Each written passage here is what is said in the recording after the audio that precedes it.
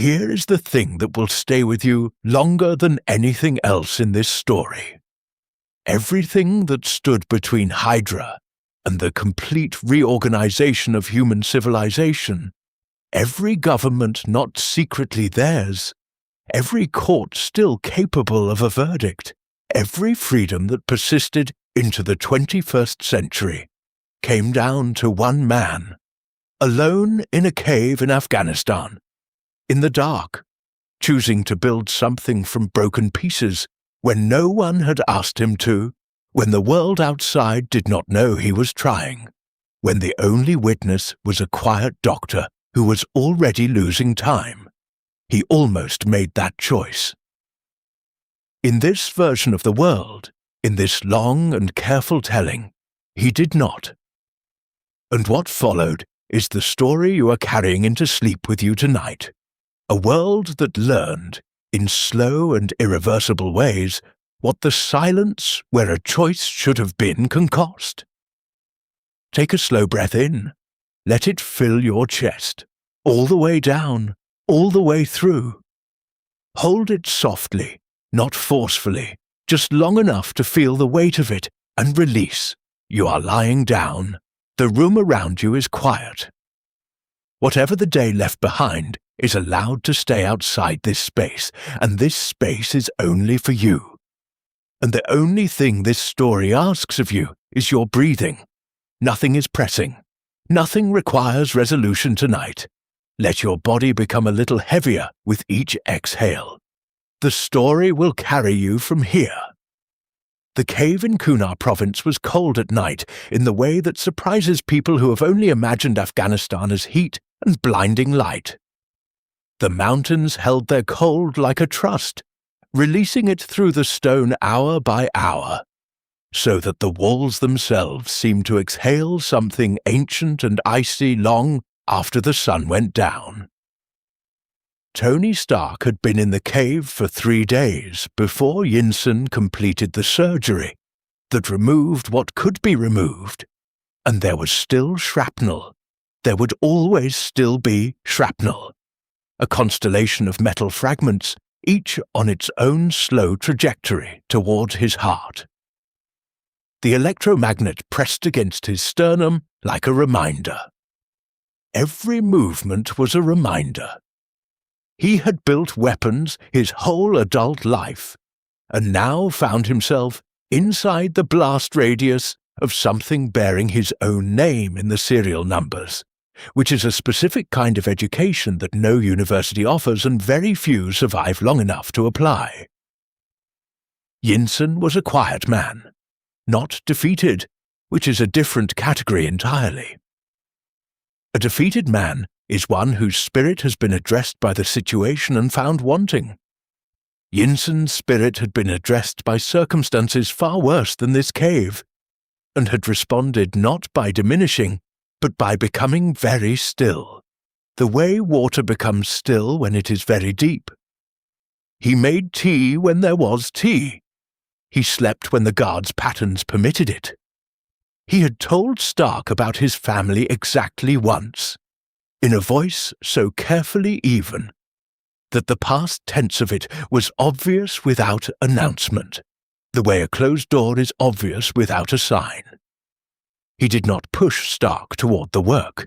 He understood the difference between a mind that needed direction and a mind that needed space. And Stark's mind needed space. Space to absorb the fact of its own body. Space to sit inside the knowledge that the weapons on the cave floor were Stark weapons. Stark designed. Stark manufactured. Carrying his name in the serial numbers of things that had been used to hurt people he had never seen. The 10 rings gave them parts. This is the irony embedded at the center of everything. The organization that captured Stark handed him the components of his own liberation. Stark Industries missile parts, scattered across the cave floor in the configuration of something that had not yet decided what it was. In another version of this story, Stark looked at those parts and saw something no one else would have seen. The skeleton of a suit, the possibility of an arc reactor, the beginning of a transformation that would eventually stand between the world and its worst tendencies. He saw it in this version too. That is important to hold. He saw the possibility, saw it clearly, the way certain kinds of intelligence can see the solution to a problem before they have fully articulated the problem. But the shrapnel moved another increment in the night, and the pain recalibrated everything, and the gap between seeing a possibility and believing in its worth became too wide to cross alone, in the dark, without enough time. What the 37 days in the cave became is difficult to name without flattening it. Not surrender. Surrender implies an ongoing battle, a decision to stop fighting something you have been actively fighting. What happened was quieter than surrender, and more final. A progressive narrowing of what felt possible, the way cold can narrow a person not all at once, but hour by hour, until the body's resources are committed entirely to the present and have nothing left for the future. Stark was not a man without courage. But courage is not always sufficient, and the myth that it is causes real damage to real people who find themselves in caves, metaphorical or literal, where the conditions are simply more than courage can address. He lay on the stone floor with metal moving toward his heart, and the suit remained a thought, and the thought remained unpursued, and the cave remained a cave. On the 37th day, the 10 rings concluded their patients had been exhausted. They had provided a workshop, parts a living hostage, time. They had provided the inputs for a very specific output, and the output had not materialized. Yinsen negotiated. He had always been a skilled negotiator, the kind of man who can extend a conversation past its natural endpoint through the sheer quality of his attention. But there are negotiations that cannot be extended, and this was one of them. Stark was removed from the cave. He was alive when they moved him. The parts on the cave floor remained parts, missile components, unassembled, unrepurposed, carrying no record of the alternative they had almost been. The news arrived in the United States in layers, as serious news always does. First a rumor, then a confirmation, then the particular stillness that arrives in a room when everyone in it understands simultaneously that the shape of things is different now. Pepper Potts heard it from a liaison who used the word confirmed 3 times in a single sentence, as though frequency could absorb the blow. She was in the Malibu office when she heard it. She would remember for the rest of her life the quality of the afternoon light coming through the west-facing windows, that particular golden quality that late sun has in California, the kind that makes everything look as though it is being lit from inside and that has no awareness whatsoever of the occasions it illuminates. The pen on her desk, the coffee cup with the chipped handle she had kept meaning to replace, the background hum of a building that had been built around a person who was no longer coming back to fill it. James Rhodes heard the news in theatre, delivered by a commanding officer who was equipped for many things and not equipped for this. He was given the information cleanly and with military economy, and then he was left with it. He sat in a chair for a long time, which is unusual for a man whose primary relationship with difficulty has always been to convert it into motion. The conversion mechanism did not engage. He sat and thought about a young man at MIT who had once built a functional prosthetic device for a classmate's sibling out of components found in a surplus storage room, simply because the problem was interesting, simply because that was how his mind worked when it was working, fully, effortlessly, without the understanding that what it was doing was remarkable. Rhodey sat until the coffee beside him was cold. Then he stood. He walked to the window. He looked at mountains that had no names he knew, and he kept his hands very still at his sides. Obadiah Stane received the news and made 2 phone calls before contacting anyone at Stark Industries. The first was to a number not listed in any directory. The second was to a board member. The call to the board member lasted 4 minutes and addressed in order media positioning, stock stabilization, and the question of leadership continuity. Stane's voice was even throughout all 4 minutes. Evenness and coldness are not the same thing, and it is worth making that distinction carefully. Stane had been a custodian of Stark Industries through Howard's death and through Tony's various crises, and he had developed, over the years, a profound capacity for evenness. Whether the evenness in his voice during those 4 minutes contained grief or relief or the practiced simulation of grief he had been maintaining for longer than anyone knew, that is not a question this story can answer. It is not a question his voice answered either. The weapons contracts resumed within a week. Not all at once. These things do not happen all at once, because the people who arrange them understand the value of gradualism, of allowing the eye to adjust to a new level of light, rather than switching on everything simultaneously. A memo here, a renewed procurement discussion there, a handshake at a function that neither party would later specifically remember, because the important arrangements rarely take place at memorable occasions. The contracts that had been subject to Tony Stark's increasingly uncomfortable scrutiny, his growing habit of asking where the weapons were actually going, of requesting end-user documentation that the infrastructure of the deals was not designed to provide. Those contracts moved forward without scrutiny. The weapons were excellent weapons. They did exactly what they were designed to do. The question of what they were designed to do, in whose hands toward what population, was not asked by anyone with the authority to change the answer. Stay with that for a moment. Let the room come back to you gently. The weight of what you are lying on, the temperature of the air near your face. There is a particular kind of loss that is invisible from inside a single moment. The loss of a question that stopped being asked. Not because the question was unanswerable, because the person uncomfortable enough to ask it was gone. The world is full of questions like this, questions that exist as thoughts in minds that are no longer present, questions that would have changed things if they had been spoken aloud in the right room at the right time.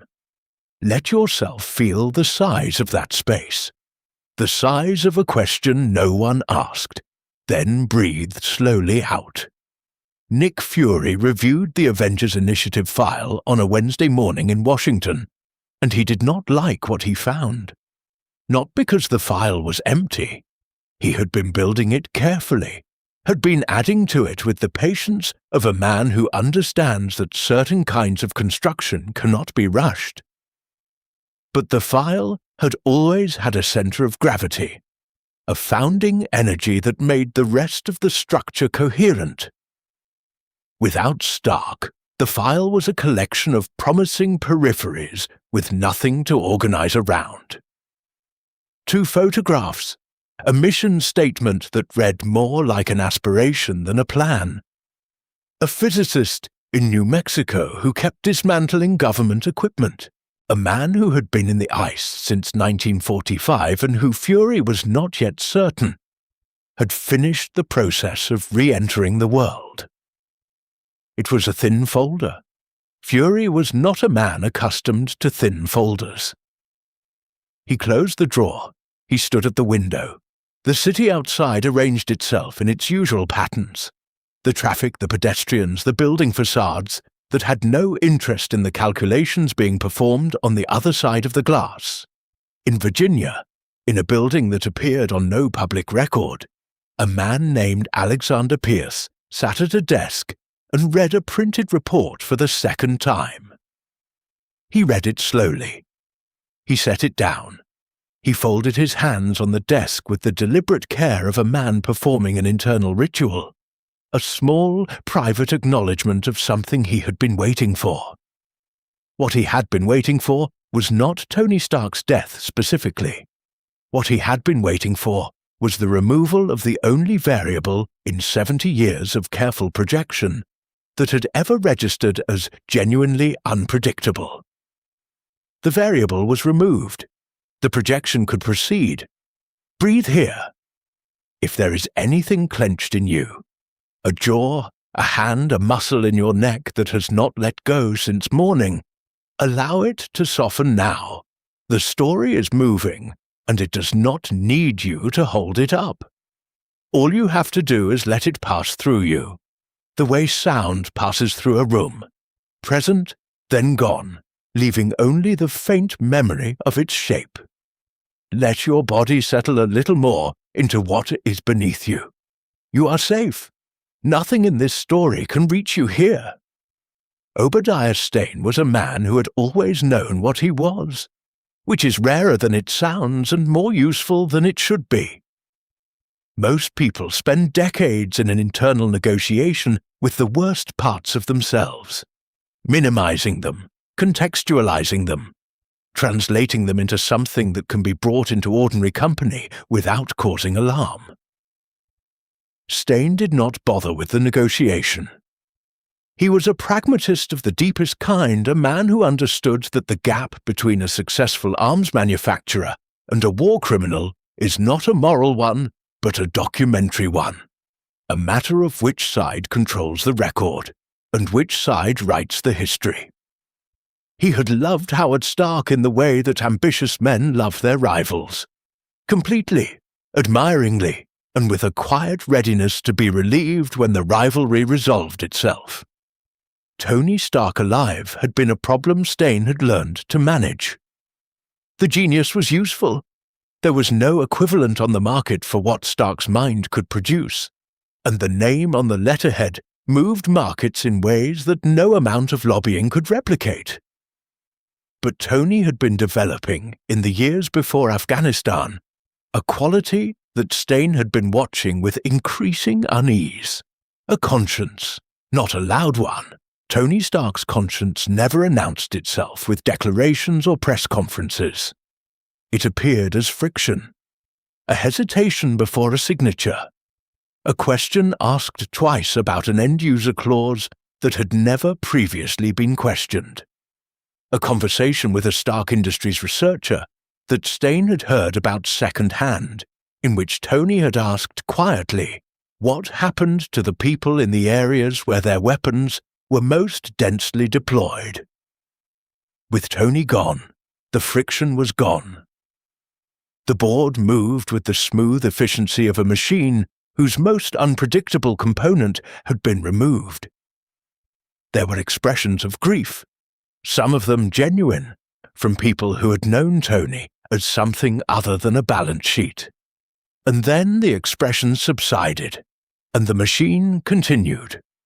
The contracts that had been stalling while Tony's questions were addressed moved forward within weeks. The third-party routing arrangements that kept the destination of certain weapons shipments at an appropriate legal distance from Stark Industries' letterhead were expanded, refined, and made permanent. Stane signed the relevant documents with the unhurried certainty of a man doing what he has always done, now without the minor inconvenience of pretending it is something else. HYDRA had been watching Stark Industries since before Stane's tenure. The watching was not dramatic. It did not involve surveillance cameras or intercepted communications or any of the operational theatrics that the word watching implies. It looked like a senior accountant named Walsh, who worked in the procurement division on the third floor, and who had been filing weekly summaries to a consultancy in Zurich for 11 years without fully understanding that the consultancy did not exist as a legal entity, and that the summaries were being received by an organization whose name he had never heard spoken aloud. Walsh was not a true believer. He was a man who had been recruited by a man who had been recruited by a man. And the chain extended backward into a history that Walsh had never been shown. He thought he was performing competitive intelligence analysis for a defense industry research firm. He filed his spreadsheets on Friday afternoons. He went home to his family. He was, in the conventional sense, a good man doing a thing he did not understand. What HYDRA received in the 18 months following Tony Stark's death was not simply the resumption of a supply pipeline. It was the removal of the single variable in their operational projections that had never resolved cleanly. The variable that represented the possibility of scrutiny, of a mind capable of seeing the pattern beneath the surface of individual transactions and asking the question those transactions were designed to prevent. Iron Man did not exist. The Avengers initiative was a folder in a filing cabinet in Washington with 3 photographs and a mission statement that had no founding members to give it weight. The helicarrier program was 18 months ahead of schedule. Project Insight was no longer a proposal. It was a budget line. What HYDRA received, in short, was time. Specifically, the kind of time that can only be purchased by removing the one person who would have noticed it was running out. Nick Fury understood what the Avengers Initiative file meant before most people in S.H.I.E.L.D. understood there was an Avengers Initiative. He had been building towards something, not a team, not yet, not precisely, but the infrastructure of a team, the scaffolding around a project he could feel the necessity of without being able to fully describe its shape. He had been building toward it since the day the Tesseract was raised from the floor of the North Atlantic, and he had understood, with the visceral clarity that comes from holding something incomprehensible in your hands, that the world was about to become a different kind of problem than armies and intelligence networks were designed to solve. He had been right about this before anyone believed him. Being right before anyone believes you is a particular kind of loneliness that Fury had lived inside for so long he no longer experienced it as loneliness but simply as his specific relationship with time. Stark's death did not destroy the initiative. Fury was not a man whose projects died with the loss of a single asset. He had built his career on the capacity to reroute around loss, to find the alternative path when the primary path was closed. But the initiative without Stark was hollowed in a way that mattered. Stark had been the proof of concept. He had been the demonstration that the gap between extraordinary capability and extraordinary application could be closed by a single mind, working at full capacity with sufficient motivation. Without him, the initiative was a theory. The theory was always going to be sound. But a theory without a founding example is a more difficult object to fund, to argue for, to build institutional support around when the institution is full of people who consider themselves realists. Fury put the file away on a Thursday afternoon in October. He closed the drawer with the careful deliberateness of a man performing a ritual he had not planned, a small private acknowledgement that a certain kind of future had closed. He did not leave it closed permanently. He came back to it. He kept adding to it, kept refining it, kept looking for the combination of people and capabilities that could substitute for what Stark would have been. But the drawer closed on a Thursday in October, and the sound of it closing was the sound of a world moving on without fully understanding what it was moving away from. The weapons Stark Industries produced under Stain's unchecked direction found their way, in the months that followed, to conflict zones on 4 continents. This is not unusual for a major defense contractor. The distribution of advanced weapons technology across multiple active theaters is simply the ordinary mathematics of the industry. What is unusual, what had always been unusual, what Tony Stark's growing discomfort had been tracking without yet fully articulating, is the pattern of application. The weapons were not being used against military targets, not primarily. They were being used against infrastructure, the physical and institutional infrastructure of civil society, courts, records offices, communication towers, power grids serving civilian populations. Bridges, not because bridges are military assets, but because bridges are how people move, and people who cannot move cannot organize, and people who cannot organize cannot resist what they cannot yet see coming. HYDRA had a term for this doctrine, drawn from a concept that translates imperfectly but meaningfully as the severing of roots. The idea predated HYDRA itself. It is older than any organization. As old as the observation that a community deprived of its connections is not a community at all, but a collection of isolated individuals, each managing their private fear without the resource of collective response. Cut the connections between people. Destroy the institutions through which people understand themselves as part of something larger than their household. Replace the information those institutions provided with information you control. This is not a strategy that produces visible conquest. It produces a kind of quiet settling, a slow reorganization of what feels possible and what does not, until the population being reorganized has forgotten that the current arrangement was not always how things were. Walsh continued filing his summaries. He filed them on Friday afternoons, as he always had, and he drove home afterward, and he made dinner for his family, and he watched whatever was on television, and he slept. He was not thinking about HYDRA. He had never thought about HYDRA. He was thinking about his daughter's school performance, which was excellent, and about a vacation his family had discussed and not yet booked, and about a minor pain in his left knee that came and went. He was thinking about the ordinary things that people think about when they are not aware that the summaries they file on Friday afternoons are the nervous system of something that wants to own the world. The summaries arrived in Zurich, and from Zurich they moved, and from where they moved they became decisions, and the decisions became the world. Alexander Pierce read the weekly summaries on Sunday mornings.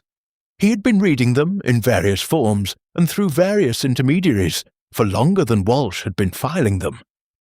He read them with the attention of a man reading a text he has been waiting his whole life to understand, not because the content was surprising, but because confirmation has its own texture, its own quality of satisfaction that is distinct from expectation. He was not an impatient man. Impatience is a failure of planning. And Pierce had planned for decades, had built the plan in layers like geological strata, each layer resting on the one below it, patient, invisible, compressing slowly into something that could bear the weight of what was coming. What S.H.I.E.L.D. understood about Stark Industries in the years following Tony's death was approximately what the annual reports told it, which is to say, it understood the surface. The surface was clean. Quarterly earnings on target, defense contracts within the standard parameters of the industry, board governance that met every letter of the regulations that governed such things. The surface was always clean. The surface is always clean when the people arranging it have decades of practice at the arrangement and access to the best legal and financial minds that money can retain. What the surface did not show, and what no one inside S.H.I.E.L.D.'s official analytical structure was yet positioned to detect, is the specific pattern of the weapons deployment. The fact that what was being manufactured and sold was not simply weapons technology, but a specific kind of weapons technology. calibrated for specific targets, moving along specific channels to specific ends. The pattern required seeing all of it simultaneously to be visible as a pattern at all.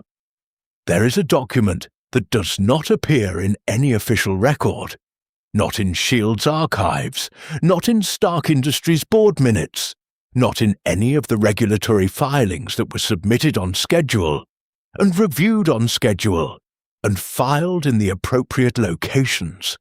The document is a handwritten note, 4 pages, in Tony Stark's handwriting, dated 2 weeks before his departure for Afghanistan. It is a list of questions, not conclusions. He had not yet reached conclusions. Questions about routing, about end-user discrepancies, about the specific gap between the weapons systems S.H.I.E.L.D. had contracted and the weapons systems that were appearing in conflict zones where no authorized contractor should have been operating. The questions are precise. They are the questions of a man who is beginning to see the shape of something he does not yet have a name for. The note was found in the Malibu house by Pepper Potts 6 weeks after his death. She kept it in a drawer. She did not know what to do with it. It would be years before she understood what she had. On a Sunday in November, the summary included a note that the Winter Soldier program had completed its most recent operational cycle and was ready for reactivation ahead of the next scheduled assignment. Pierce read the note twice. He set the document down. He walked to the window of his Virginia home and looked at the tree line, bare now in November, the branches holding their cold geometry against a white sky. There was a man in cryo-storage in a facility 6 miles east of where he stood, a man who had been made into something beyond the ordinary calculus of soldiers and assets and operational resources. That man was ready. The world Pierce was building was almost ready to receive him. Let yourself settle a little deeper now. The story is moving into a different register. Quieter, perhaps more interior. If you have been following closely, allow yourself to follow less closely now, to let the images drift past like shapes in water, rather than holding each one in sharp focus. You do not need to hold anything sharply right now. Let the breath slow. Let the body sink. You are here, and here is safe, and the story will continue with or without your effort. Steve Rogers woke into the 21st century, the way a man wakes from a dream he cannot quite name, with the knowledge that something significant has passed, with the residue of it on his skin, but without the ability to hold it clearly enough to examine it. The transition protocols S.H.I.E.L.D. had designed for his waking were careful and thorough and entirely insufficient, because no protocol designed by living people can fully account for what it means to step through 70 years in a single night. He was in good health. The serum had ensured that much. His body was exactly the body it had been in 1945, right down to the last measurement, undeteriorated by the decades of ice. It was the world outside his body that had undergone the kind of change that made everything familiar into something requiring relearning. The world in 2011, when Steve Rogers woke, was not the world he had been promised when he was briefed on the nature of his survival. He had not been promised anything specific. Nick Fury was not in the business of promises. But there is an implicit covenant between a man who agrees to be thawed and the institution doing the thawing, and the covenant implies that the world being returned to is worth returning to. Steve did not dispute the world. He was not a man given to despair, which is different from a man without grief. He grieved everything. He grieved Bucky Barnes with a thoroughness he kept very private, because some griefs have no adequate public language. He grieved Peggy Carter with the specific sorrow of someone who has missed an entire life he was supposed to share. He grieved the smell of Brooklyn in 1940, a smell he knew he had already forgotten and could not recover. Nick Fury's calculation when Steve Rogers woke was the calculation of a man managing a deficit. The Avengers initiative had lost its founding member 18 months earlier. What remained was a theory and a roster of potentials, none of whom had yet been confirmed, none of whom had yet demonstrated the particular quality that Fury had spent years trying to name, the capacity for an ordinary person to function inside extraordinary circumstances without losing the thread of what those circumstances were for. Steve Rogers had that quality. Fury had been certain of it from the moment he read the Project Rebirth files, from the page where Dr. Erskine had written in his precise European hand that what he was looking for in a candidate was not the absence of fear, but the presence of the particular relationship with fear that produces courage rather than paralysis. Rogers had that relationship. What he did not have was a team. The Avengers file, with Stark's photograph removed, had a different weight to it. Not lighter. The paper was the same paper. But there is a weight that comes from what a folder implies about the future. And the future the folder implied had changed. Steve's photograph was still there.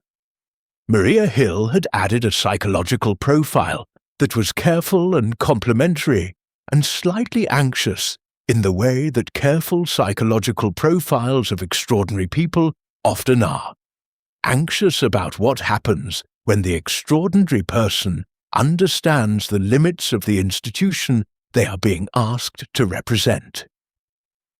The third photograph was of a woman named Natasha Romanoff, whose file was so heavily redacted that it communicated through its own opacity that she was probably the most operationally sophisticated person in the folder and the most dangerous, and that both of those things were true at the same time, rather than intention.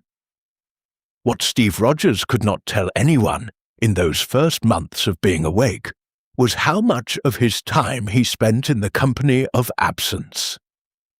He ran in the mornings long runs, the kind that in 1940 would have been impossible for his original body, and were now simply what his body did when asked to work. He ran and thought about Bucky, the way you think about a thing you cannot approach directly. In glances, in peripheral attention, never quite straight at it. Bucky Barnes had fallen in the Alps in 1945, and Steve had watched it happen, and the specific texture of that watching had not softened with the decades of ice. If anything, the ice had preserved it, had kept the memory at the exact clarity and temperature of the moment it was made, so that when Steve ran in the 21st century, he was running alongside a grief that was 67 years old and felt like yesterday. The gap between Steve's world and the one he had woken into was not primarily technological. People always assumed it was technological. They pointed at smartphones and streaming services and the miniaturization of computing as the primary shock. Steve adapted to technology the way he adapted to most challenges, methodically, without complaint, with the particular patience of someone who has learned that unfamiliarity is not the same as impossibility. The gap that was actually large was the gap in institutional trust. Steve had grown up in a world where the institutions, imperfect, frequently wrong, but recognizable in their intentions, were understood as worth defending. The 21st century had institutions that were confident and well-funded, and opaque in ways that his 1940s instincts read as alarming, but that everyone around him seemed to accept as simply how things were. SHIELD was the most opaque of the institutions Steve was asked to trust. He trusted it, not because he had been given sufficient evidence to trust it, but because Fury was clearly a man who believed in what he was doing, and Steve had learned young that competent believers are among the most reliable of indicators that something worth believing in exists. He did what S.H.I.E.L.D. asked of him. He went where they pointed. He read the briefings they provided and asked questions that the briefings were not always designed to answer, and accepted the answers he was given with the particular grace of a man who understands that some information is given on a need-to-know basis and has not yet determined whether he needs to know. What S.H.I.E.L.D. did not know about itself in 2011, what it would not fully understand until it was too late to use the understanding, is that it had been carrying HYDRA inside it since 1945 the way a body carries a dormant infection.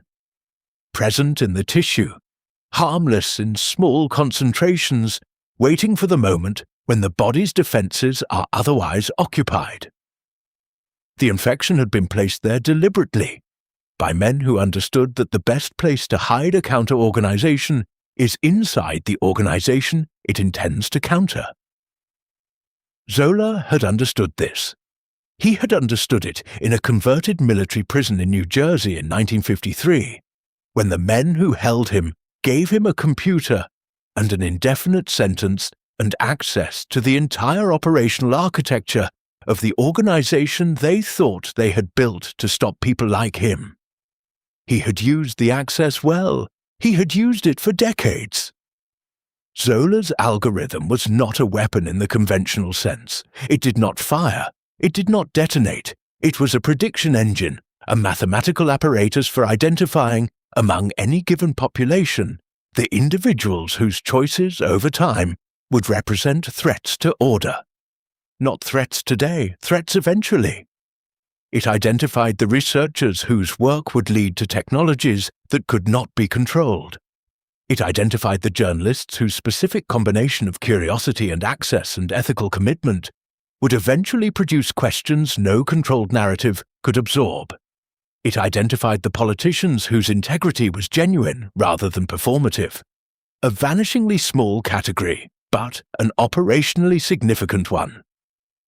By 2011, the algorithm had been running for 47 years, refining itself, building a list of names that was updated every month and had never been shorter.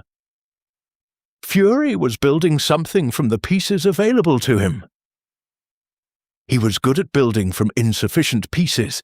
His entire career had been an exercise in the construction of function from inadequacy. He put Steve Rogers in contact with operational teams and watched Rogers demonstrate, in 3 different field operations, the quality that Erskine had identified half a century earlier. He added a specialist named Barton to the initiative roster, and watched Barton demonstrate that accuracy under pressure was not a metaphor for him, but a literal description of what his nervous system did when asked to perform.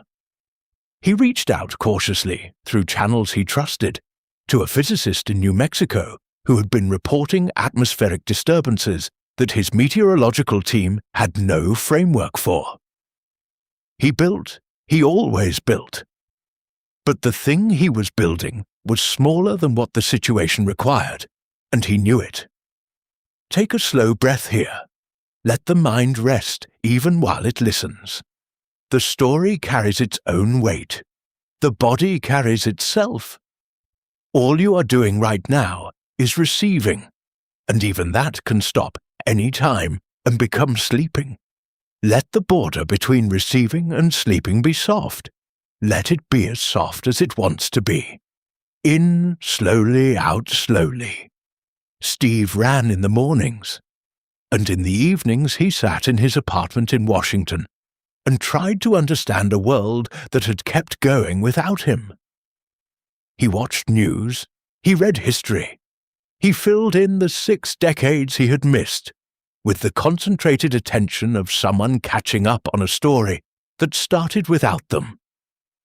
What struck him most, what he returned to again and again, in the way you return to a phrase in a piece of music that does not resolve the way you expected, was how much the world had changed, and how much it had not. The same arguments about power and justice, and who has the right to determine the future. The same institutional structures built by people who believed in them and held in place by people who had learned that the structures were useful regardless of belief. The same human impulse to trust, and the same human vulnerabilities that made trust exploitable. Plus 67 years of technology, and one new acronym that everyone took seriously and no one fully understood. On a Tuesday morning in March, Steve ran 5 miles through the city at a pace that no one he passed could match. And on the way back he stopped at a bench and sat and looked at the Capitol building for a long time. He was thinking about Bucky. He was almost always thinking about Bucky. What he did not know, what no one in S.H.I.E.L.D.'s official channels had yet connected across the relevant files, was that Bucky Barnes had not ended in the Alps in 1945, that the body had been recovered, that what the body had been recovered for was something that had been running, quietly and without record, for 67 years. That the particular kind of soldier Bucky Barnes had been remade into was currently on assignment somewhere in Eastern Europe, with a dossier of targets that bore no relation to any conflict Steve Rogers would have recognized as a war. Breathe slowly here. This part of the story moves through darker material, not violently, not suddenly, but through the quiet weight of what happens to a person when a system is built around them that has no interest in their experience of it.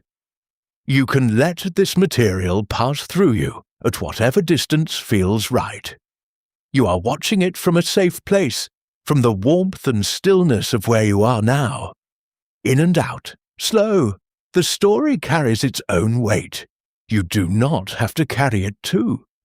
Bucky Barnes, before everything, was a specific kind of person that the word soldier does not quite cover.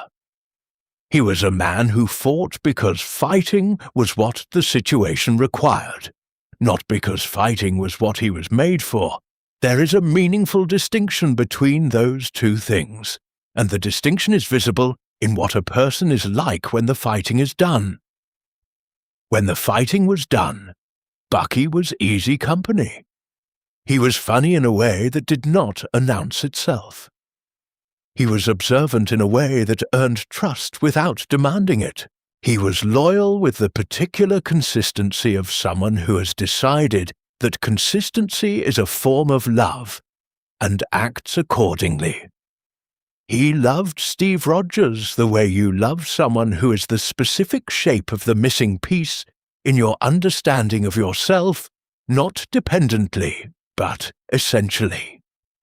He fell in the Alps in 1945, and the Soviets recovered the body from a ravine that should have been unrecoverable.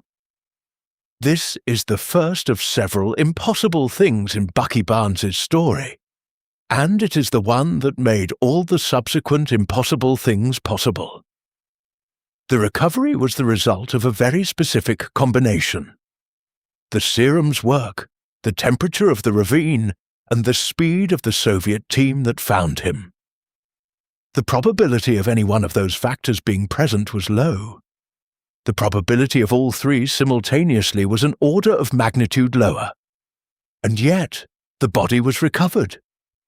The body was alive, or something close enough to alive, that the distinction was not meaningful to the people who recovered it, because what they wanted from the body was not its survival, but its utility. The program that was built around what they found in the ravine took years to produce something operational. The serum's interaction with the programming techniques being applied created complications that required revision after revision.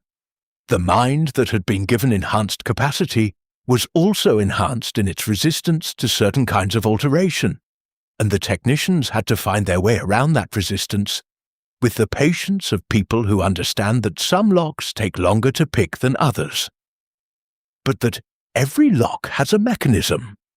What they produced after years of work that would not appear in any public record, occupied the same body as Bucky Barnes, but had no continuing access to the person that body had previously been. Not destroyed, the memories were there, archived, compressed into something that could not be reached from the surface. Present the way that bedrock is present beneath a city. Foundational, inaccessible, occasionally trembling. Without Iron Man's existence to provoke S.H.I.E.L.D. into forming a counterintelligence apparatus sophisticated enough to detect the pattern, the Winter Soldier's assignments proceeded without friction. The targets were selected through the same algorithm Zola had built for Project Insight, the same identification of threats and potential, the same profiling of individuals whose specific combination of capability and integrity and access represented an eventual obstacle to the reorganization being planned. The soldier did not know why the targets were targets. That was not information he was given, or that he had the architecture to request. He had a name, a location, a deadline. He had a specific and extraordinary capacity for completing the task defined by those 3 coordinates. He had nothing else. Brock Rumlow was the American handler assigned to the program's operational interface, a man whose specific qualities had been identified by the recruitment algorithm 6 years earlier, and who had understood, when the nature of the work was explained to him, that his specific qualities were precisely what was being described. He was not troubled by the nature of the assignments. He ran the operational logistics with efficiency and without sentiment, and the Winter Soldier had no sentiment to offer in return, which made the working relationship functionally clean, in the way that relationships between people who have removed their humanity from the transaction are always functionally clean and always missing exactly the thing that makes the transaction meaningful.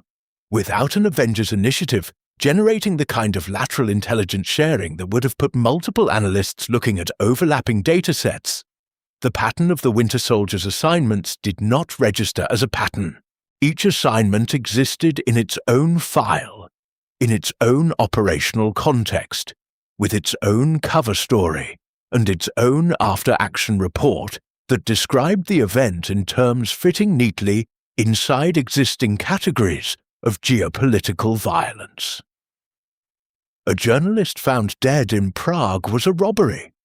A molecular biologist in Singapore was a traffic incident. A federal judge in Sao Paulo was the victim of a politically motivated attack by a domestic group whose name appeared in S.H.I.E.L.D's existing threat matrix.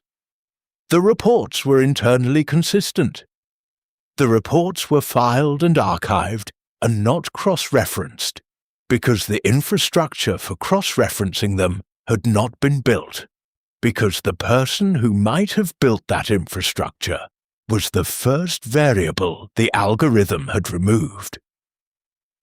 Between assignments, the soldier was returned to cryo-storage. This detail makes the program something other than a weapon in the ordinary sense. The cryo-storage is what makes it a theft of something that does not have a name in the official vocabulary of weapons and assets and operational resources. Between assignments, the person inside the program was not present in the way that people are present. He was not sleeping exactly. Sleep has an architecture of dreaming and processing, and the slow maintenance that consciousness performs on itself, even in rest. What cryo-storage offered was the absence of time. Each reactivation was, from the inside, a continuation of the previous moment. The years between missions did not accumulate as experience. They were simply not there.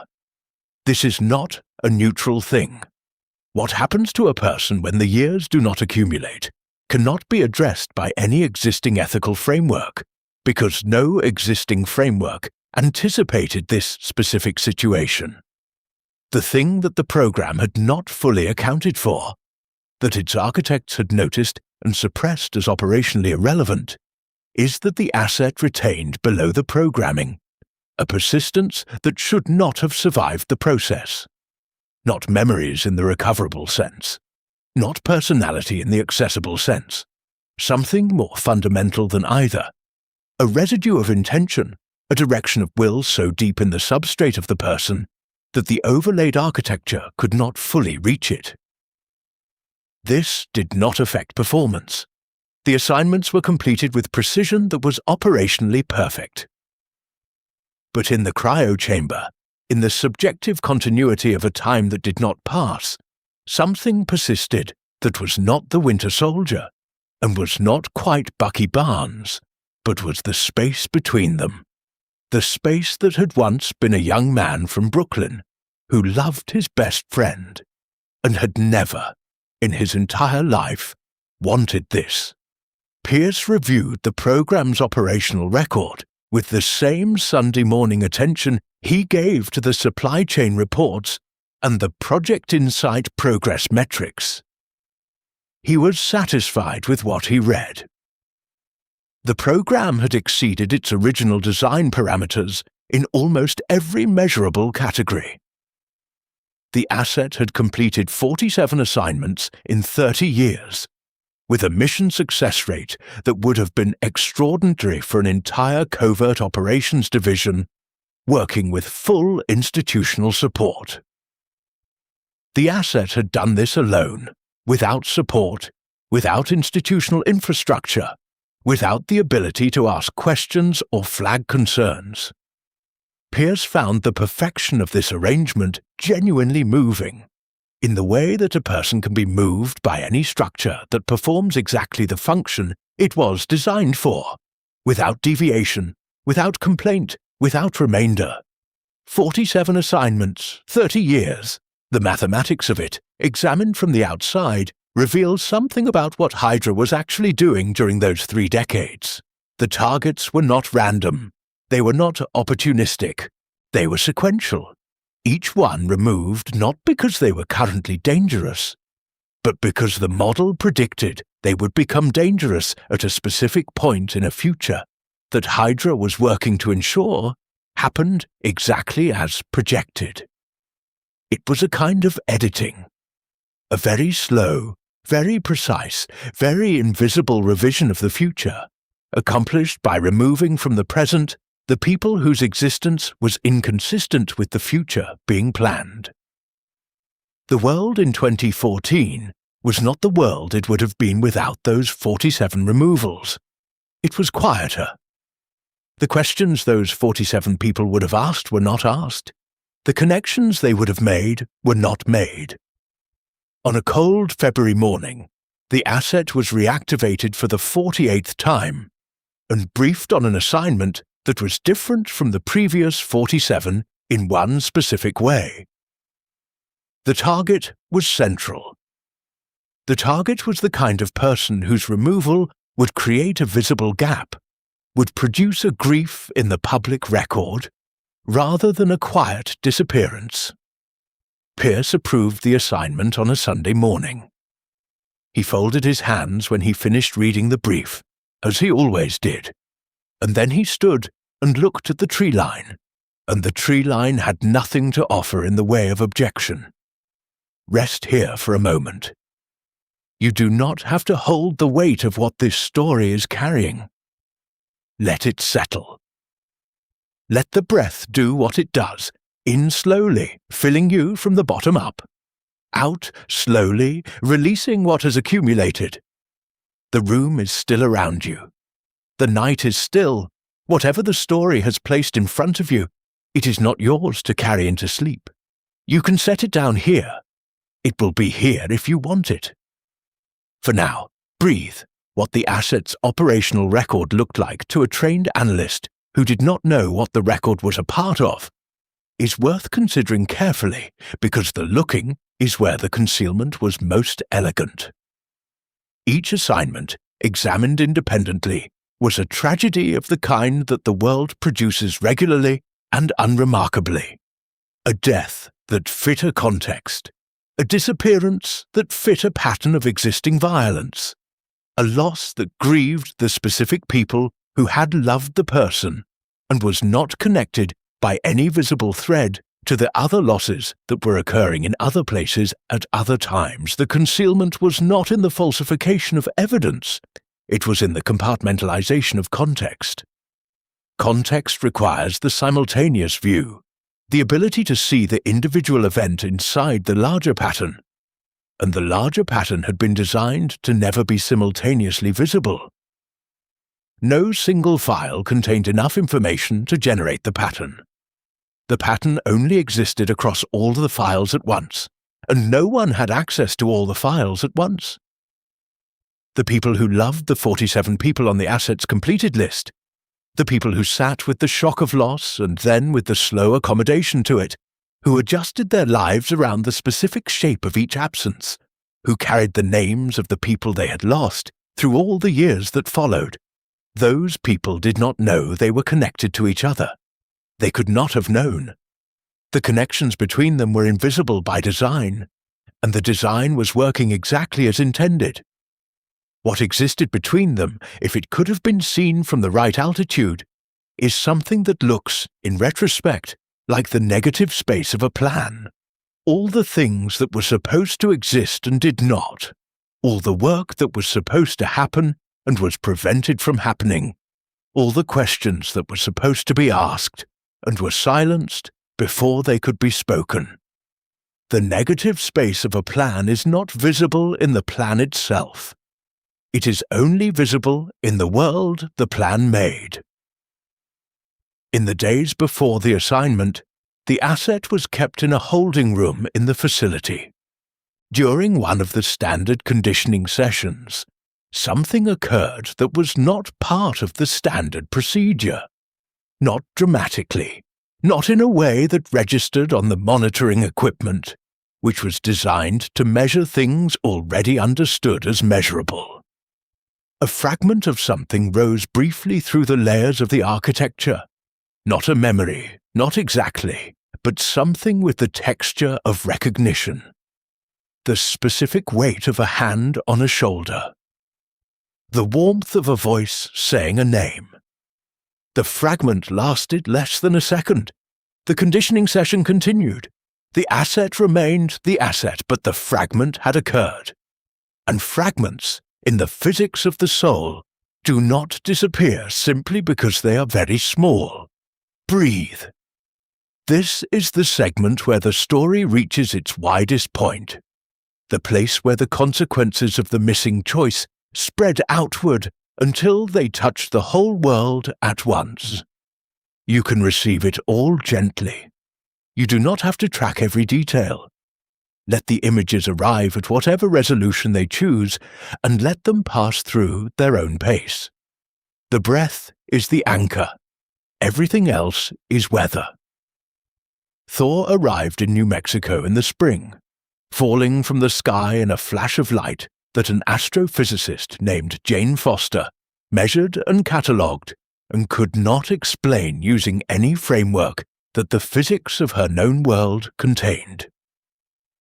He arrived as gods do, without preparation for what arrival would require, without the context for what human beings needed from a stranger falling out of the sky, without the humility that such situations demand, without having yet learned that power without understanding of its own weight is simply force wearing the wrong clothing.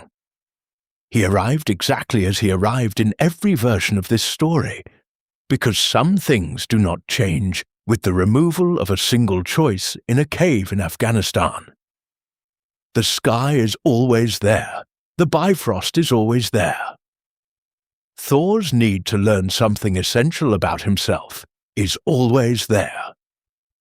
What was different is what was waiting on the other side of Thor's education. In the version of the story where Tony Stark built the suit, Thor emerged from his exile in New Mexico, having learned something foundational about what strength is for. And then a man in a suit of iron arrived to complicate the situation further, and eventually both of them ended up in a forest, arguing about who had the right to capture a fugitive Asgardian. And eventually, the argument became the beginning of something. In this version, the argument in the forest did not happen. Thor still emerged from his exile changed. He still looked at Earth and understood it as something worth protecting. But when he looked for the structures that would allow him to protect it effectively, what he found was something that was not quite what those structures appear from the outside. Loki's plan was always going to happen, in some form, in some version of the story. The plan was the expression of something in Loki that predated the specific circumstances of any given year. A grief that had calcified into something operational. A rage that had been refined by centuries of feeling like the wrong shape for the space he occupied. He came to Earth with the Tesseract and with an army waiting on the other side of a portal it could open. And the plan was the plan it had always been in its essentials. What changed, what the absence of Tony Stark changed specifically, was not the invasion. It was what could meet it. S.H.I.E.L.D. activated the Tesseract containment facility protocols the moment Loki appeared. Fury was there. Coulson was there. The facility had the resources it had, which were considerable in conventional terms and entirely insufficient for unconventional one, without an Avengers initiative worth the name, without a founding member whose existence had demonstrated that the gap between ordinary and extraordinary could be closed by the right person in the right place at the right time. S.H.I.E.L.D. had soldiers with guns and a physicist who had been working on the Tesseract's energy matrix and a folder of possibilities that were still possibilities rather than actualities. Fury called what he had. He called everything he had. He was a man who was very good at calling everything he had. It was not enough. The portal opened above Midtown Manhattan on a Thursday afternoon. This is the detail that the historical record of this version of the world would later fix on. The time, the day, the specificity of it, as though fixing the time makes it more comprehensible. As though the ordinariness of a Thursday afternoon somehow speaks to the nature of what followed. What followed was the Chitauri invasion, which was exactly the invasion it was in every version of the story, because the invasion did not depend on what Tony Stark had decided in a cave. The Chitauri came through in exactly the numbers they always came through. The damage to Midtown was exactly the damage it was always going to be. The question was never whether the invasion would happen. The question was how it would end. In the version of the story where Tony Stark built the suit, the World Security Council made a decision that Fury did not sanction and could not prevent. And a nuclear warhead was fired at Manhattan, and a man in a suit of iron armor intercepted it and carried it through the portal and fell back through before the portal closed and woke up screaming in a pile of rubble. In this version of the story, the nuclear warhead was still fired. Fury did not sanction it. The World Security Council had made the calculation that a contained nuclear detonation over Manhattan was preferable to an uncontained invasion of unknown duration and scope. And the calculation was not without logic, and the logic was not without horror. There was no one to intercept the warhead. There was no suit, no arc reactor, no man with that specific combination of courage and recklessness and capability that the situation required. The warhead went through the portal. The portal closed. The Chitauri army, deprived of its central command signal, went still and fell in the exact manner it always would have. Manhattan was quiet. The sky above it was clear and blue and entirely uncomplicated by what had just happened beneath it. The quiet that followed was the loudest thing. There is a specific quality to silence in the aftermath of catastrophe, not peace, not relief, not the beginning of something better, but the pure acoustic absence that occurs when every system producing sound has been interrupted simultaneously. In that silence, the people who were still alive understood something that had not yet been announced in any language, that the world had changed in a way that was not going to change back. Not because of the devastation specifically, because of what the devastation revealed about what was available to prevent it and what was not, and the gap between those two things, and how long the gap had been standing there before anyone was required to look at it directly. Parts of Midtown were unrecoverable in the conventional sense. Specific blocks, specific structures, specific accumulations of human work and human meaning were removed from the physical world in a way that left gaps that would take years to address, and some that would never be addressed at all. But the city was also, and simultaneously, full of people who are alive, and who began almost immediately to do what people in cities do when the situation requires it, to carry each other. This part of the story does not change across versions. People carrying each other, this is not a variable, it is a constant.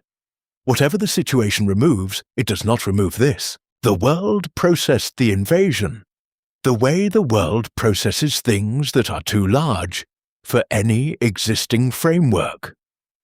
By building new frameworks in a hurry, and then using those frameworks to determine what could be said about what happened, and then saying only what could be said within those frameworks, and quietly setting aside the remainder.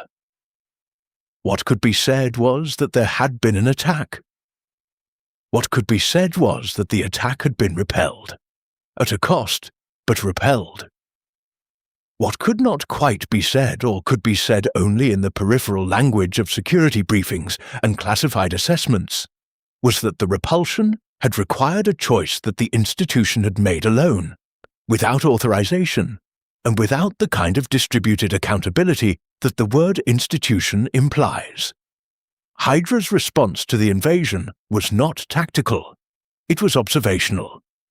Pierce and his senior operational team reviewed the events with the attention of analysts assessing a system that had performed in conditions they had not designed. What they observed was this: the world had been threatened by something it was not equipped to handle, had handled it through a mechanism that was both catastrophic and somehow sufficient, and had emerged from the experience with a population that was frightened in a specific and operationally useful way. Fear, in the model that Zola had built and Pierce had refined, is not the enemy of the plan.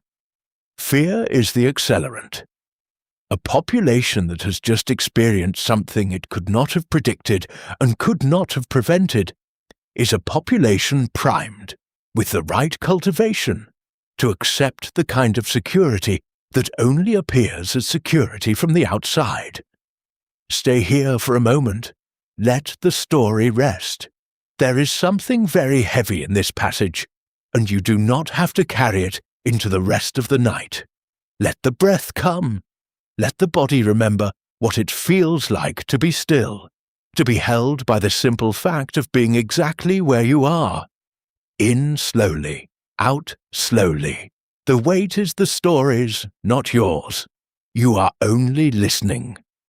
And even listening can stop any time and become sleeping. Let the border between the two be soft. There were survivors everywhere.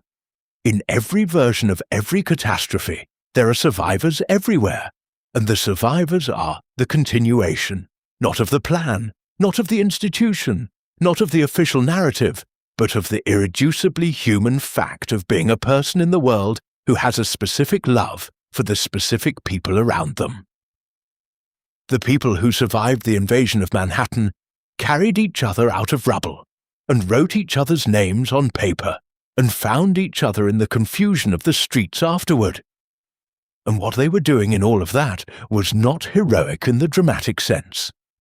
It was heroic in the only sense that actually matters. It was one person reaching through difficulty toward another person for no reason except that the reaching was what the situation required. The specific thing that the absence of Iron Man changed about the invasion is not the scale of the Chitauri attack itself, which would have been the same in any version. It is what the invasion revealed about institutional capacity. In the version where the suit existed, the invasion, catastrophic as it was, ended with the demonstration that something beyond conventional military force was possible, was already real, was standing in a pile of rubble in Midtown, asking if anyone had heard of shawarma. That demonstration was the proof of concept for everything that came after. Without it, what the invasion demonstrated was the opposite. That the gap between what was threatening the world and what was available to meet it was real and large and currently unbridged. This was true information. It was also exactly the information HYDRA needed the public to have absorbed before the next phase of the correction could proceed without resistance. In the weeks following the invasion, S.H.I.E.L.D. conducted a formal assessment of its response capacity. The assessment was thorough and honest and classified at the highest level, and its conclusions were presented to the World Security Council in a briefing that Pierce attended as a senior S.H.I.E.L.D. advisor. The conclusions of the assessment were clear. The institution had been insufficient for the threat it had faced, had handled the threat through measures that were both extreme and improvised, and was not positioned to face a recurrence with meaningful confidence. The assessment recommended significant expansion of surveillance infrastructure, pre-authorization of response measures that would previously have required extensive oversight, and the development of a threat anticipation system that could identify developing risks before they became active emergencies. The recommendations were, in their language and their logic, indistinguishable from what a genuine security reform would have recommended. They were also, in their effect, precisely what Project Insight required to proceed from planning to implementation. Nick Fury stood on the roof of a building in Midtown 3 days after the invasion ended, and looked at what remained and thought about a folder in a filing cabinet, and what it would have needed to contain to have made a difference. He thought about this for a long time. He thought about a man in a cave who had not built a suit. He thought about the warhead.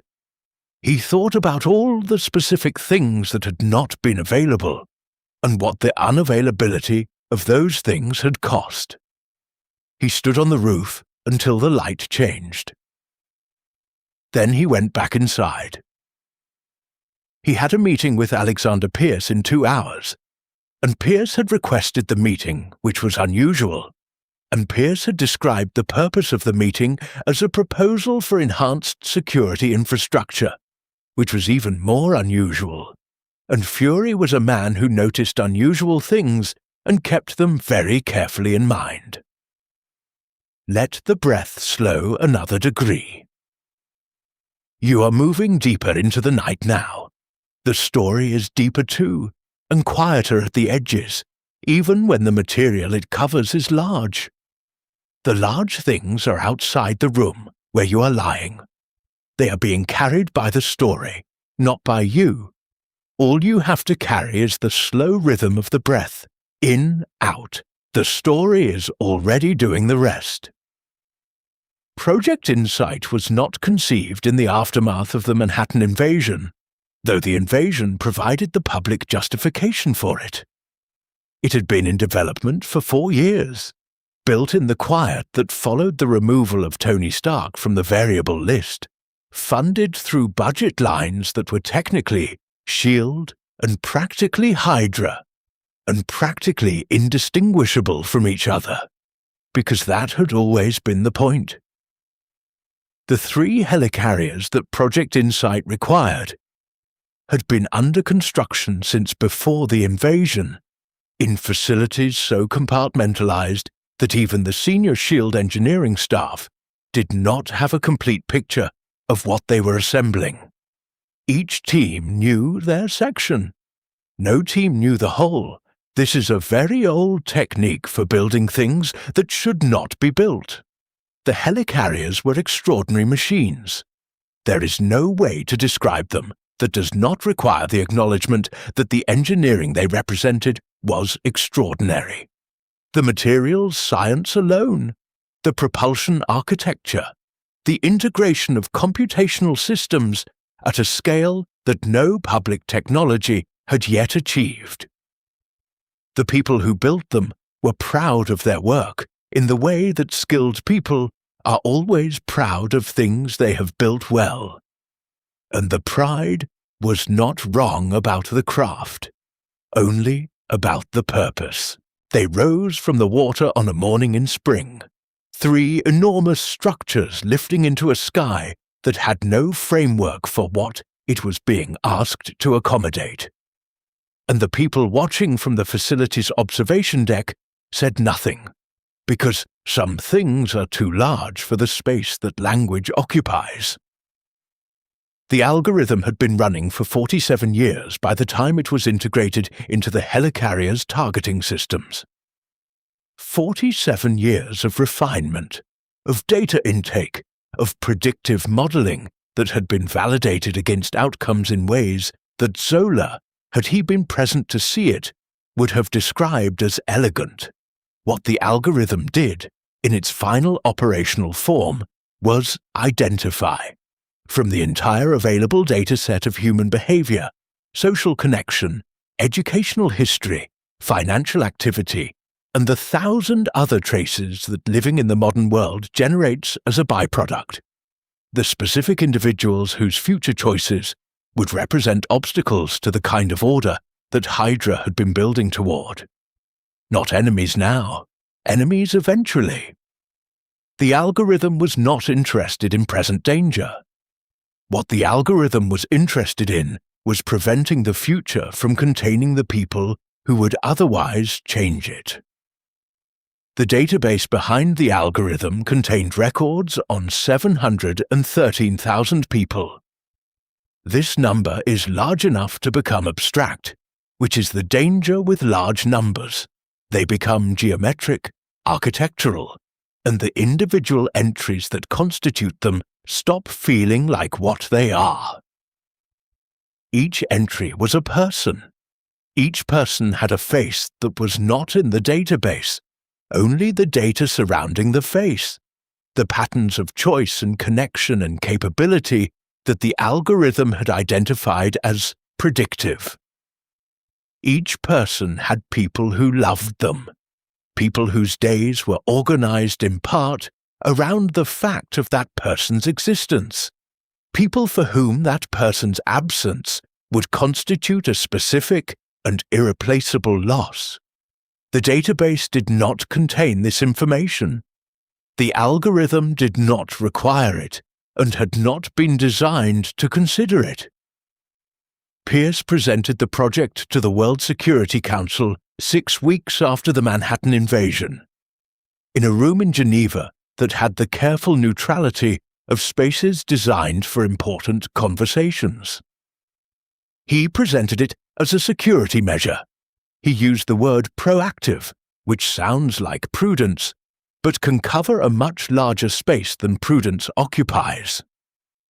He described the algorithm as a threat assessment tool, which it was in the way that a scalpel is a kitchen utensil, technically accurate and comprehensively misleading about the scale of the application being proposed. The Council asked questions. The questions were good questions, specific, concerned, the kind asked by people who sense that the space between what is being presented and what is actually being proposed is larger than the presentation has accounted for. Pierce answered the questions. He was very good at answering questions. The Council voted 4-2 in favour. The 2 votes against came from representatives who had been identified by the algorithm 4 years earlier as obstacles in potential, and whose concerns were noted in the minutes and then addressed. as the concerns of the outvoted tend to be addressed by the continuation of the thing they had voted against. The 4 votes in favour came from representatives who believed they were voting for enhanced security in a world that had clearly demonstrated it needed it, and they were not entirely wrong about the need, only about the solution being offered, and the difference between those two things is where most of the great catastrophes of human institutional history have lived.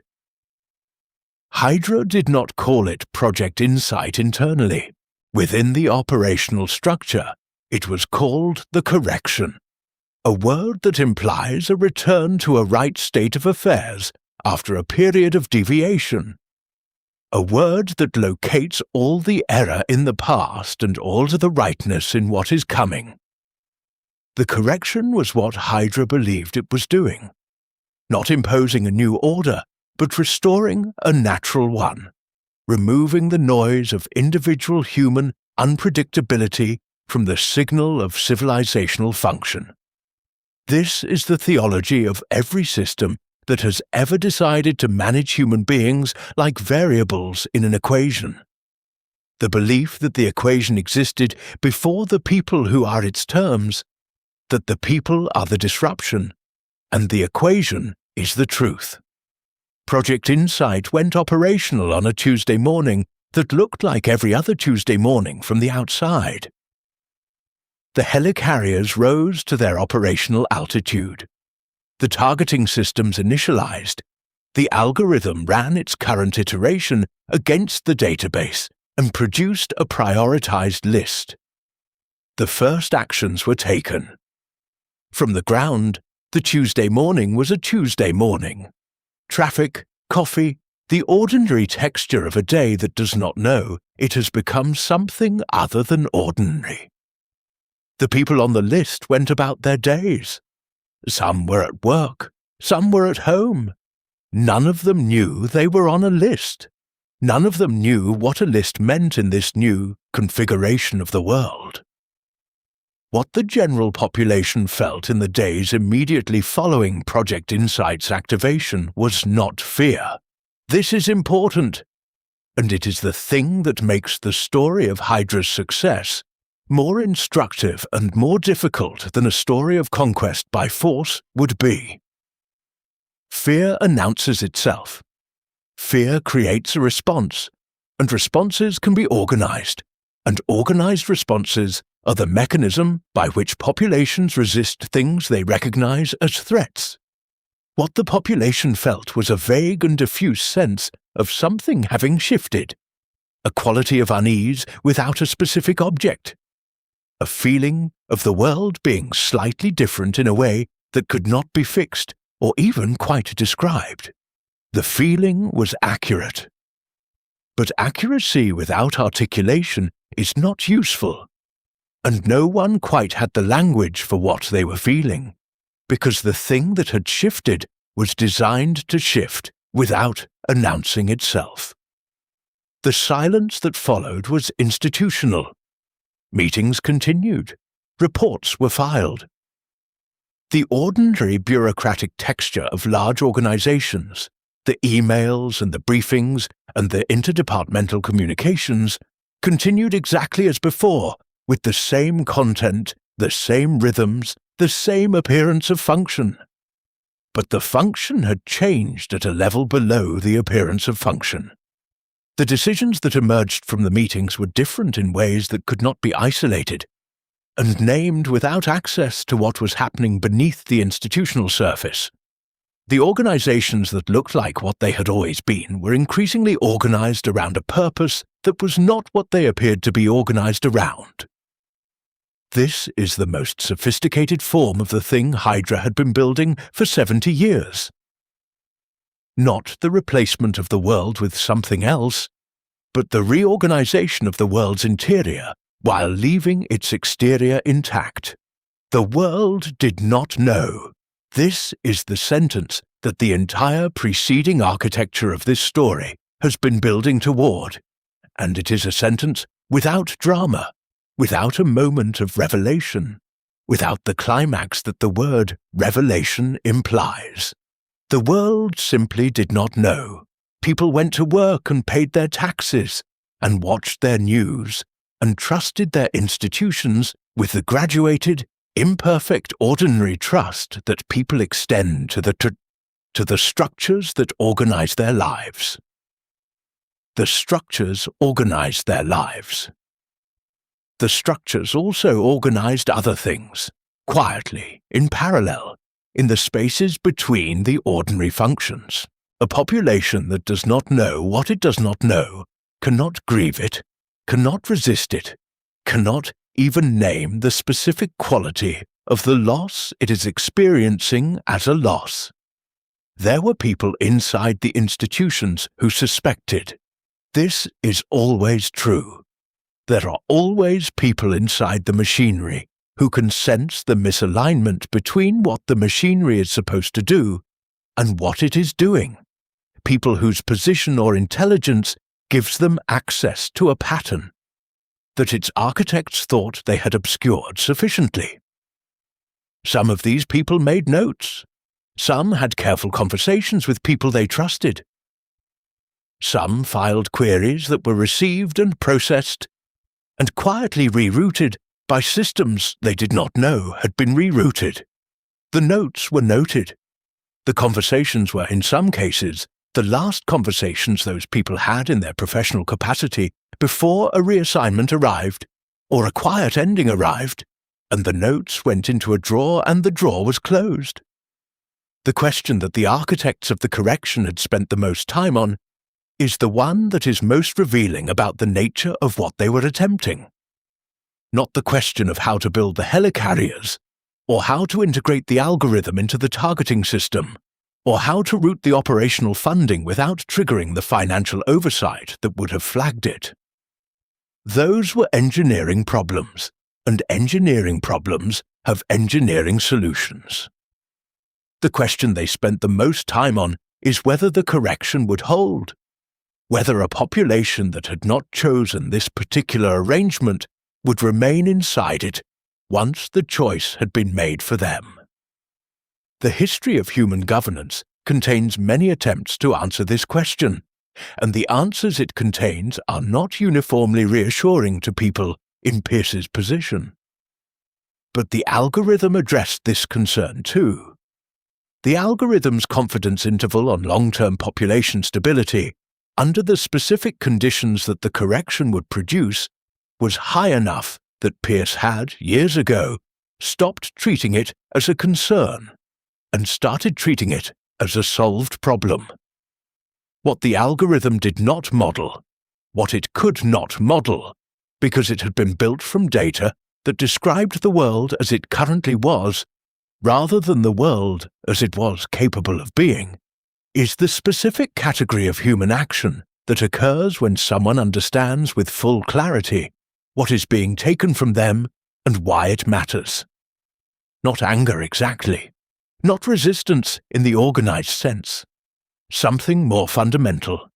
The decision, made by a person who has nothing left to lose by making it, to act in accordance with what they actually believe, rather than what the situation makes safe to believe. This category of action does not appear in the algorithm's predictive models because it is, by definition, unpredictable. It is the action of a person who has stepped outside the calculation entirely, who has decided that the calculation itself is the problem, and that the only response to that problem is to stop participating in it. The algorithm had no variable for this. The algorithm did not know it needed one. Fury noticed. He was always going to notice. The specific architecture of his intelligence was built for exactly this kind of detection. The reading of what is present in the shape of what is absent. The reading of systems by what they refuse to tell you rather than what they provide. He began to see it in late autumn. The rerouted queries, the reassignments that did not quite track, the institutional priorities that had shifted in ways that the institutional explanations did not fully account for. He made notes. He made many notes.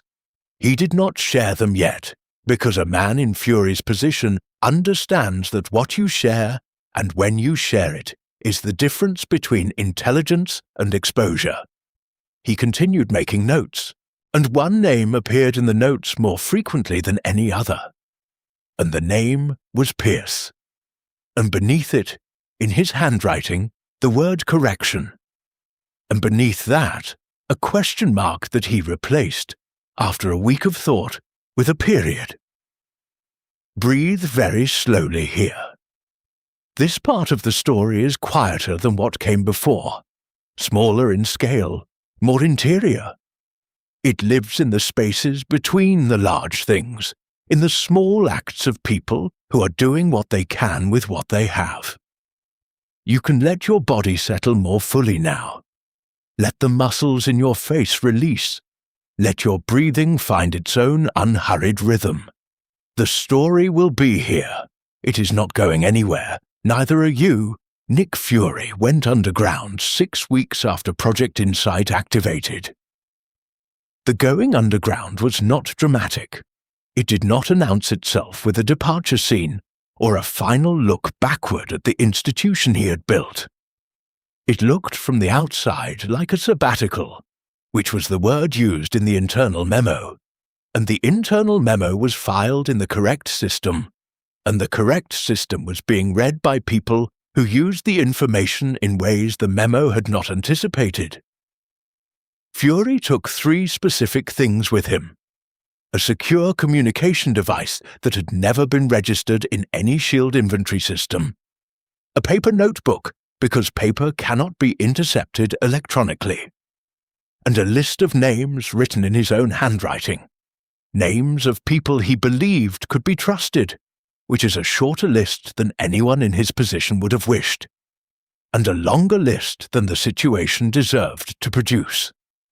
Natasha Romanoff had been building her own version of the same list for years, and hers was longer.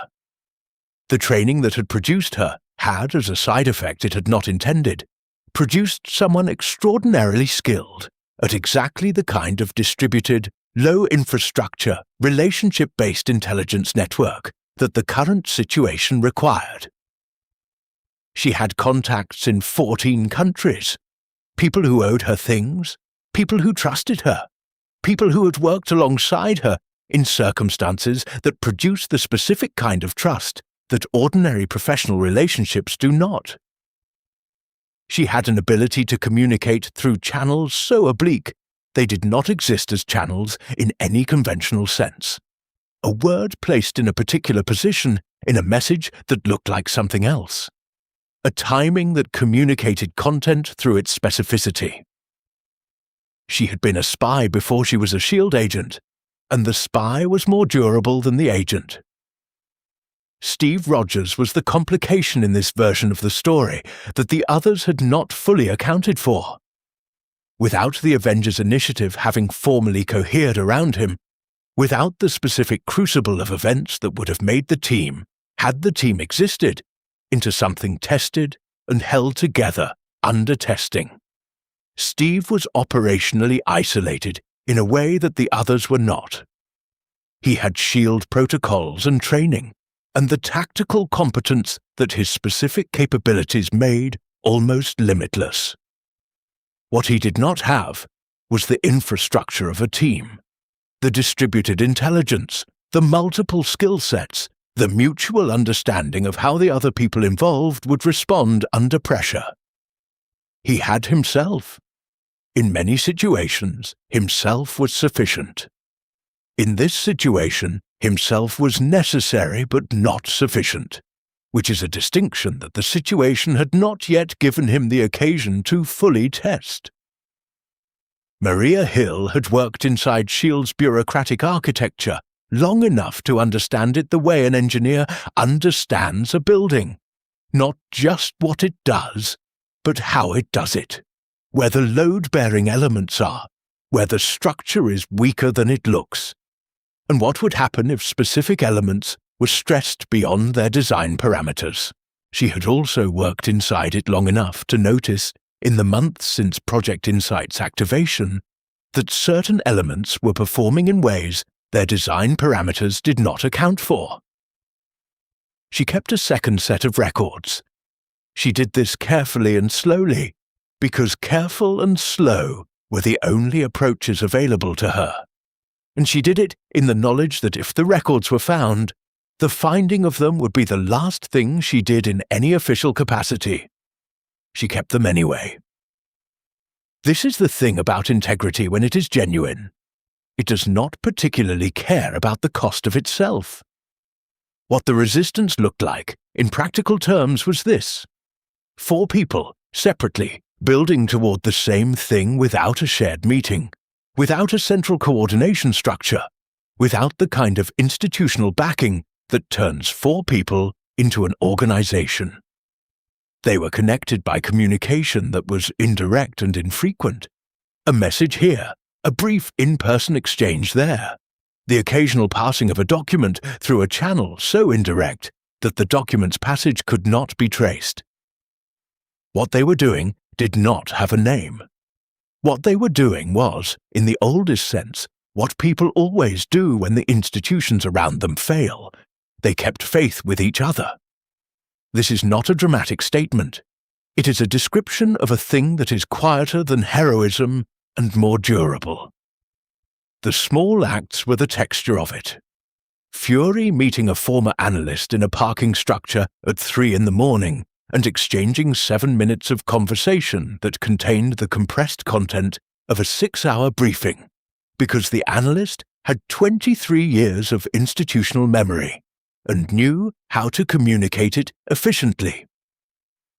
Natasha leaving a piece of paper in a specific location in Budapest that contained, in a format only its intended recipient would recognize, the name of a financial institution through which operational funds were flowing in ways that the institution's own compliance department had not detected. Hill routing a document through a filing system in a way that would preserve it in a location where it could be found later by the right person who would need it. Steve Rogers spending 4 hours in a public library reading congressional testimony from 1953 that contained, in its footnotes, a reference to a name he recognized. What resistance looks like from inside it is mostly waiting. The operational moments are few and short and require a specific kind of readiness that can only be maintained through a long practice of patience. In between the operational moments is the waiting and the thinking and the work of staying oriented in a world that has been reorganized to disorient. This requires a different kind of discipline than the discipline of action. It requires the discipline of not acting, of holding what you know without moving on it prematurely, of watching the situation develop while remaining outside the situation's field of detection. It is the discipline of the long game, and most people are not trained for it, and the ones who are trained for it are often made for something else. And the combination of being made for action and required to wait is its own specific labor. The communication they sustained across the months of Project Insight's operation was the infrastructure of everything. Without communication, 4 isolated people are 4 isolated people. With communication, even indirect and infrequent, 4 isolated people are the beginning of a distributed intelligence apparatus that has specific advantages over a centralized one. It cannot be decapitated by the removal of a single node because no single node is the center. Fury understood this structurally. Natasha understood it operationally. Hill understood it organizationally. Steve understood it because he had grown up in a Brooklyn neighborhood that ran on the same principle, the informal network of people who knew things and shared what they knew, and kept each other functional through the accumulation of small acts of mutual attention. The network his neighborhood had run on was not different in kind from the network they were now building. It was different only in stakes. The question that ran beneath all of it, the question that did not need to be asked explicitly because everyone involved had already answered it for themselves, was what they were protecting. Not the institution. The institution had failed in the specific way that institutions fail when they mistake their own continuity for their purpose. Not the idea of S.H.I.E.L.D. The idea had been compromised at the root by people who understood from the beginning that the best place to hide an alternative structure was inside the structure it was built to undermine. They were protecting a more basic thing, the thing that exists before institutions, the thing that institutions are built to serve, and that the best institutions sometimes succeed in serving. The simple fact of people being able to make choices about their own lives in the presence of other people doing the same, without those choices being predetermined by a system designed to benefit from their predictability. Rest here for a moment. Let the breath come in slowly, all the way in, and out slowly, all the way out. The room is quiet. The night is deep. You have been listening to something that carries real weight, and it is all right to set the weight down for a moment and simply breathe. The people in this story are doing what they can. That is enough for now. For this moment, you are doing what you can simply by being here, simply by breathing. Let that be enough. There was a name that appeared in Fury's notes, in the documents Hill was routing, in the peripheral research that Natasha's network generated as a byproduct of its other work. The name was not a current operative, not a current target, not a current anything in the operational sense. It was the name of a man who had died in Afghanistan 3 years earlier. And it appeared not because the man was relevant, but because something he had almost done was relevant, because the gap where his choice should have been was a shape in the records that, once you knew to look for it, was visible in everything that had happened since. His name was Tony Stark, and he was not a hero in this version of the story. He was not a symbol. He was a man who had been in a cave and had not been able to do what the cave required. He was a gap.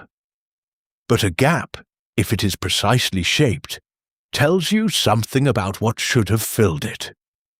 What the name meant to the 4 people keeping the resistance alive was different for each of them, and similar in its essence. For Fury, it was a data point in a model he was still building. For Natasha, it was a reminder of the topology of the situation, the specific shape of what was possible and what was not. For Hill, it was a filing reference. She had a copy of the Stark Industries board minutes from the week following Tony's death, and the minutes told a story that the official record of the defense contracts that followed did not tell. For Steve Rogers, sitting in a library, the name appeared in a context that made him stop and read the passage twice, and then a third time, and then sit very still with the particular stillness of a man who has just found a thread that might lead somewhere worth going. Outside the library, the city moved in the ordinary patterns of a city that does not know what is being read inside it. The traffic, the people, the conversations happening in coffee shops and on street corners and in offices above the street. All of it continuous, all of it proceeding in the way that cities proceed when nothing has officially happened yet. But something had happened. 3 years earlier, in a cave in Afghanistan, something had happened. And it had continued happening in all the ways that absences continue happening. And the shape of it was becoming legible to 4 people who were, each in their own way, learning to read a language they had not been taught. The thread was there. The thread was always there. The question was whether anyone would find the other end of it before the window closed. Let yourself go a little softer now. You are more than halfway through the story. And the body has been listening for a long time, and the body knows how to do this, knows how to let the alert parts rest while the receiving parts stay open. Let your jaw unclench if it has clenched. Let the muscles around your eyes release. The story is moving into its philosophical center now, which is also its quietest place. Breathe with it. Tony Stark in this version of the world is not a villain. This needs to be said clearly, because the structure of the story, the structure of a world that went wrong because of something he did not do, creates a gravity toward that conclusion, and the conclusion is wrong. He was a man in a cave with shrapnel moving toward his heart and pain that recalibrated his sense of the possible and a timeline that was running out. He did not choose to let the world fail. He did not even know the world was depending on him. No one knew the world was depending on him. Not S.H.I.E.L.D., not HYDRA, not the cave itself. He was one man in one place, making the most of what he had. And what he had was not sufficient. And the insufficiency was not a moral failure. It was the gap between what a situation requires and what a single person can provide. A gap that exists in every life and is usually not catastrophic, and in this one specific case was. There is a question embedded in Tony Stark's story that this version of it forces into the open. What does it mean that the world needed exactly him? Exactly that mind? Exactly that specific combination of engineering instinct and reckless courage? And the particular determination that makes people capable of the seemingly impossible, because they cannot accept the possible as the limit. What does it mean that the margin between a world that HYDRA won and a world that it did not was one person's capacity? Not their virtue, not their intention, not their moral character, but their specific and non-replicable capacity, arriving in a specific place at a specific moment with a specific set of materials on the floor. The answer that the story keeps approaching without quite landing on is that this is always true. The margins of history are always occupied by specific people with non-replicable capacities, and what looks from a distance like institutional inevitability is, from inside the moment, a collection of contingencies so particular that the difference between one outcome and another is sometimes a single decision in the dark. A crucible, in the metallurgical sense, is a container that holds extreme heat. The heat is what changes the material inside it, not the container, not the source of the heat, but the specific combination of material and temperature and duration, which is never fully replicable outside the specific crucible in which it occurred. The cave in Kunar Province was a crucible. In the version where the suit was built, the heat of the cave produced something extraordinary, a transformation in a man who had spent his life manufacturing the instruments of other people's wars, and who became, in the dark and pain of that space, something that was no longer only about himself. In this version, the crucible was the same temperature for the same duration, and produced no transformation, which is not a comment on the material. Sometimes the heat is sufficient, and the material is present, and the transformation simply does not occur. The cave was the same cave. The man was the same man. The outcome was different. This is what grief means when it is applied to what might have been. Yinsen died in the cave in both versions of the story. His death is the constant, the fixed point around which the variable of Tony's choice rotates without altering it. He died with a life already outlived and a quiet he had earned, and a faith in the man he had been keeping alive that the man had not been able to reward. What Yinsen was, in both versions, was a witness. He witnessed the inputs, the parts on the floor, the shrapnel, the pain, the timeline, the possibility. He was the only person in either version who saw all of those things simultaneously and understood what they were asking. He made the tea. He kept the man alive. He held the space open. In one version, someone walked through it. In this version, no one did. The door was held, The threshold was ready. The person who might have crossed it lay still on the cave floor, and the threshold closed, and Yinsen's final faith was honored in one world and unanswered in this one. The man Tony Stark could have been is not a simple figure. He is not the clean hero of a simpler story. The billionaire who learned humility and became selfless and stood between the world and its worst impulses, with his hands open and his armor shining. The man Tony Stark could have been was more complicated than that, more human, more difficult, more specifically himself. He would have remained arrogant in certain contexts and generous in others. He would have made choices that were wrong, and then choices that were right, and then choices that were complicated and not clearly either. He would have loved people imperfectly, and been loved back imperfectly, and found, in the accumulation of those imperfections, something that resembled a life worth living. What the world lost in the cave was not a hero. What the world lost was a person in the process of becoming one, and the process is the part that cannot be replaced. There is a distinction between potential unrealized and potential destroyed that matters for how we hold this story. Potential destroyed is what happened to Bucky Barnes. Something genuine and specific was taken and remade into something else in the complete absence of consent, and the distance between what was there before and what was put in its place is the measure of the harm. What happened to Tony Stark is different. The potential was present, the conditions for its realization were present, and the realization simply did not occur. The potential was unrealized, not destroyed. Tony Stark remained Tony Stark, in the cave and afterward, with all of his specific capacities intact and unviolated.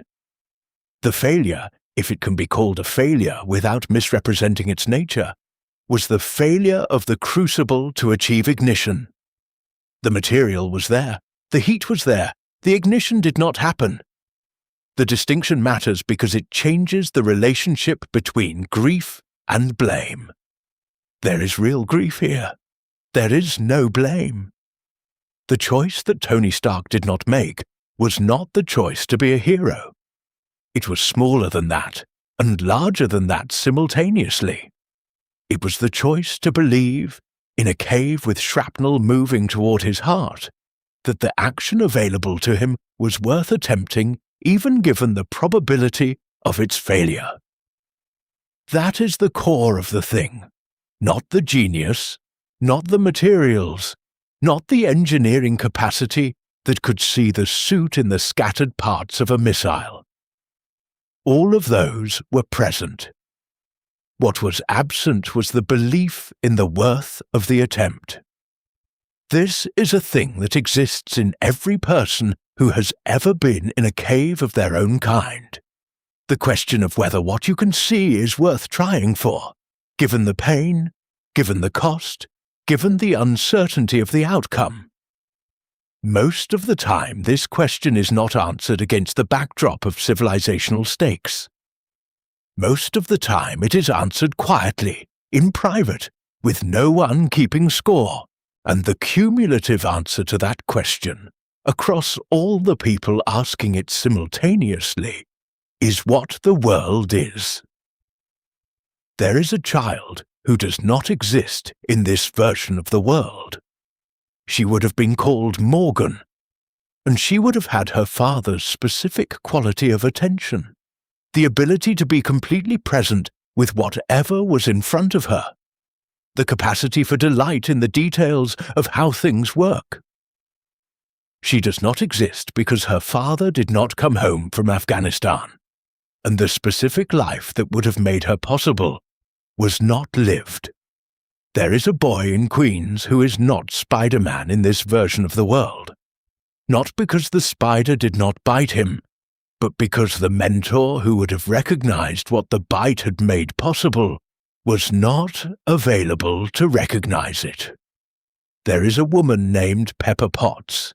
who runs a company that bears the name of a man she loved, and who carries, alongside all the grief of that, the specific grief of knowing that the man she loved was becoming something that she will never get to see him become. These are not dramatic losses in the sense that headlines are dramatic. They are the ordinary losses that fill the world when one person is absent from it. The people who loved Tony Stark lost not just Tony Stark. They lost the specific people they would have become in relationship to him. Pepper Potts, without Tony Stark, is a woman of considerable capability and considerable sorrow who runs a company that has been denied its most generative tension. The tension between her ordered competence and his disordering genius, the tension that produced, in the version of their lives where they had it, something larger than either of them alone. Rhodey without Tony Stark is a decorated officer whose specific friendship had always been the most honest relationship in his professional life, the friendship in which he did not have to translate himself into something the relationship required him to be. Without it, he is still excellent. The excellence is different. Excellent in a way that does not know what it is missing, which is perhaps the particular quality of the absence that makes it most difficult to name. Stay here. Let this be the slowest moment in the story. The breath in, the breath out. There is grief in this passage that is real and worth holding carefully before you set it down. The grief of unrealized potential is one of the oldest human griefs, older than any of the specific stories this story has drawn on.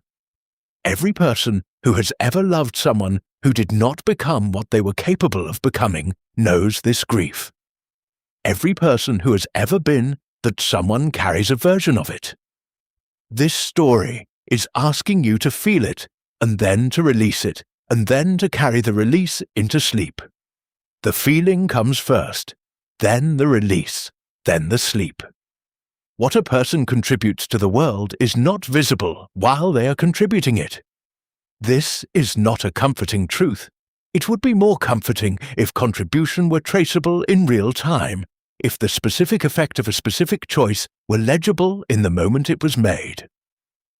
But contribution is distributed across time and relationship and consequence in ways that cannot be mapped from inside the life doing the contributing. Tony Stark did not know in the cave that the choice he was being asked to make would determine the shape of the next decade of human history. He knew he was in pain. He knew the parts were on the floor. He knew Yinsen was keeping him alive. The stakes of the moment were not legible to him at the scale they were actually operating at. They never are. The stakes of any given moment are only legible from outside it, from the future looking back, by people who have the benefit of the whole story. One man, one cave, one decision about whether the attempt was worth making. The difference between a world where human beings had the freedom to choose the courses of their own lives, and a world where a 70-year plan had reorganized that freedom into something that looked like freedom from the outside and was not, that difference came down to this. Not to a great battle, not to an institutional triumph, not to the victory of a superior force over an inferior one. To a choice made in the dark, in pain, by a person who did not know the stakes and could not have been told them, about whether to believe that what he could see was worth trying for. This is the thing the story has been building toward. Not the revelation of what HYDRA did, not the accounting of what was lost, but the recognition that the margin was here, and the margin was this, and the margin was a person. The resistance was still running. The 4 people were still building the network, still routing the documents, still exchanging the oblique communications that constituted their version of coordination.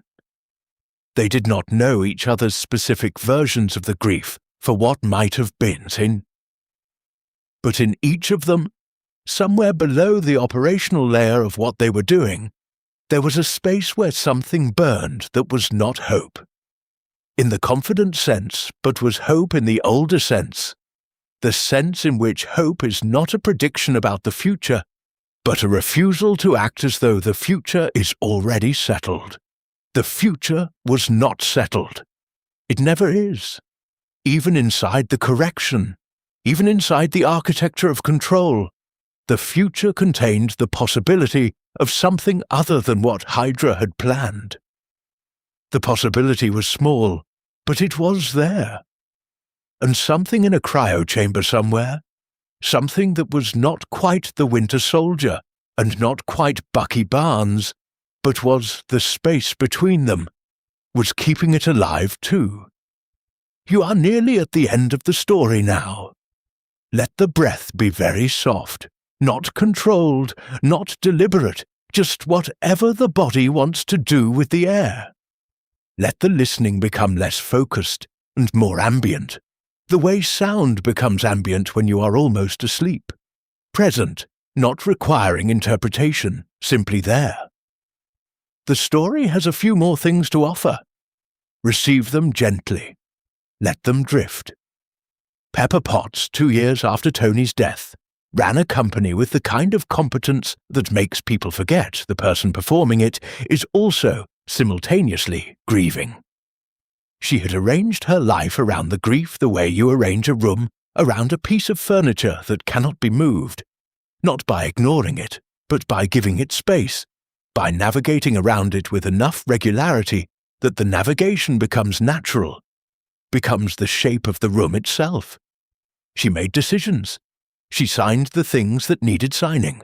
She managed the board with the particular combination of intelligence and quiet authority that made the board understand, without being told explicitly, that the company they were governing was not a vehicle for whatever they privately wanted it to be. She did all of this, and she carried Tony Stark with her, the way people carry the ones they loved before they were ready to lose them, as a constant unnamed weight that is present in everything and specifically named in nothing. James Rhodes flew. He flew missions that were officially classified and operationally precise, and he was very good at them, and the excellence of his performance was partly skill and partly the particular relationship that grief has with discipline. The way grief can make a person sharper in the work, because the work is the thing that asks for all of you, and pays you back with the simple clarity of a task completed. He did not talk about Tony. This was not because not talking was a rule he had made, but because talking about Tony required a kind of exposure that the operational contexts of his life did not offer, and the private contexts of his life were not quite private enough. And so, Tony lived in the place where things live, when there is no adequate language for them. In the specific way Rhodey held himself when the conversation got close, in the slight adjustments he made to the emotional temperature of rooms that were getting too warm. The things that HYDRA's algorithm had not been designed to capture are the things that this part of the story is about. The algorithm was sophisticated. It processed more data about human behavior than any previous surveillance system had ever processed. And it did so with a predictive accuracy that its architects considered extraordinary. But it had been built by people who understood human beings primarily as the sum of their choices and their connections and their capabilities, which is a real thing about human beings, and also a significantly incomplete thing. What the algorithm did not capture is the texture, the specific quality of a person's presence in a room. The way Pepper Potts' attention felt to the people who received it, focused and warm and entirely serious about whatever it was focused on, in a way that made people feel the particular dignity of being genuinely seen. The algorithm registered Pepper Potts as a CEO with above-average influence metrics and a clean threat profile, It did not register what it was like to be in a conversation with her. There is a category of act that is not resistance in the political sense, but that performs, in aggregate, the same function that resistance performs: the maintenance of the human infrastructure that makes resistance possible if and when it is required. A teacher in Minneapolis who taught her students to read primary sources rather than summaries of primary sources. A librarian in Atlanta who maintained a physical archive of newspapers from the previous decade in a basement storage room because he felt, without being able to articulate exactly why, that the physical record was important in ways the digital record was not. A doctor in a city whose name does not appear in any of the larger stories, who kept records of patients in a notebook alongside the official records, because the notebook was harder to alter than the digital file. These are not dramatic acts. They are not the acts of people who believe themselves to be in a resistance. They are the acts of people who are simply doing their jobs with a degree of integrity that the system has not yet found a way to fully optimize out of them. There is a conversation that happens in a diner on a Thursday afternoon that this story wants to pause on for a moment. Two women, both in their 50s, both having coffee. They have known each other for 30 years. The conversation is about nothing remarkable. A sister's health, a grandchild's first words, the small administrative frustrations of the week. The conversation lasts 40 minutes and accomplishes nothing in any operational sense. It does not resist HYDRA. It does not build the network. It does not preserve a document or route a message or maintain the infrastructure of anything. What it does is exist. It is two people who have known each other for 30 years, who are warm toward each other, who are making each other's days slightly more bearable by the simple fact of being present to each other. This is not nothing. In the architecture of a world that HYDRA is trying to build, this is specifically not nothing. It is in fact the precise thing the architecture is trying to make impossible, and it is happening anyway. What ordinary life under a system of control looks like, when the control is sophisticated enough to be invisible, is mostly ordinary life. People make dinner. They argue about small things. They remember birthdays and forget them. They have opinions about things that do not matter, and strong feelings about things that matter very much, and a persistent inability to distinguish efficiently between the two. They love people who are difficult to love. They are difficult to love themselves. They make repairs on things that are breaking and have conversations they regret and conversations they remember for decades with warmth. All of this continues. The control does not stop it. The control changes what is possible at the edges, the journalism that can be published, the politics that can be practiced, the institutions through which civic life moves. But it cannot reach all the way to the center where ordinary life happens. The center holds not because of heroism, but because of the irreducible persistence of people being people. The algorithm cannot algorithmize the specific quality of care that one person extends toward another in a private moment. It cannot process the thing that happens in a room when someone who is grieving and someone who loves them are in the room together and no words are necessary. It cannot measure the value of a joke told in the right moment to the right person, or the effect of being remembered specifically by someone who had no obligation to remember you specifically, or the accumulation of small dignities that constitute the experience of being treated as a full person rather than a predictive variable. These things are real. They are as real as the data the algorithm processes. They are more real in the sense that they are the things people are actually living inside when the data that describes them is being collected. The algorithm sees the shadow. The life is the body that casts it. What this texture feels like from inside it is not heroic and not exceptional. It feels like a Tuesday. It feels like being tired in the afternoon and finding that someone has made coffee, or finding that the thing you were dreading has been quietly handled by someone who noticed you were dreading it, or finding, in the middle of an unremarkable day, that you are unexpectedly at ease, not dramatically, not because something large has occurred, but because the specific combination of light and company and the small accumulated kindnesses of the people around you has, for this particular moment, exceeded the weight of everything that is difficult. These moments occur in every version of the world. They occur under conditions that are trying to prevent them. They are not prevented. This is the most honest accounting of what human beings are. The things they continue to do for each other in the face of everything that is trying to make them stop. Pepper Potts remembered, specifically, a morning 2 weeks before Tony left for Afghanistan, when she had arrived at the Malibu house early and found him already awake, sitting outside with coffee, looking at the ocean. He had not heard her come out. She had stood in the doorway for a moment, watching him watch the ocean, and what she had seen was something she had not been prepared to see. Stillness. Not boredom, not rest, not distraction.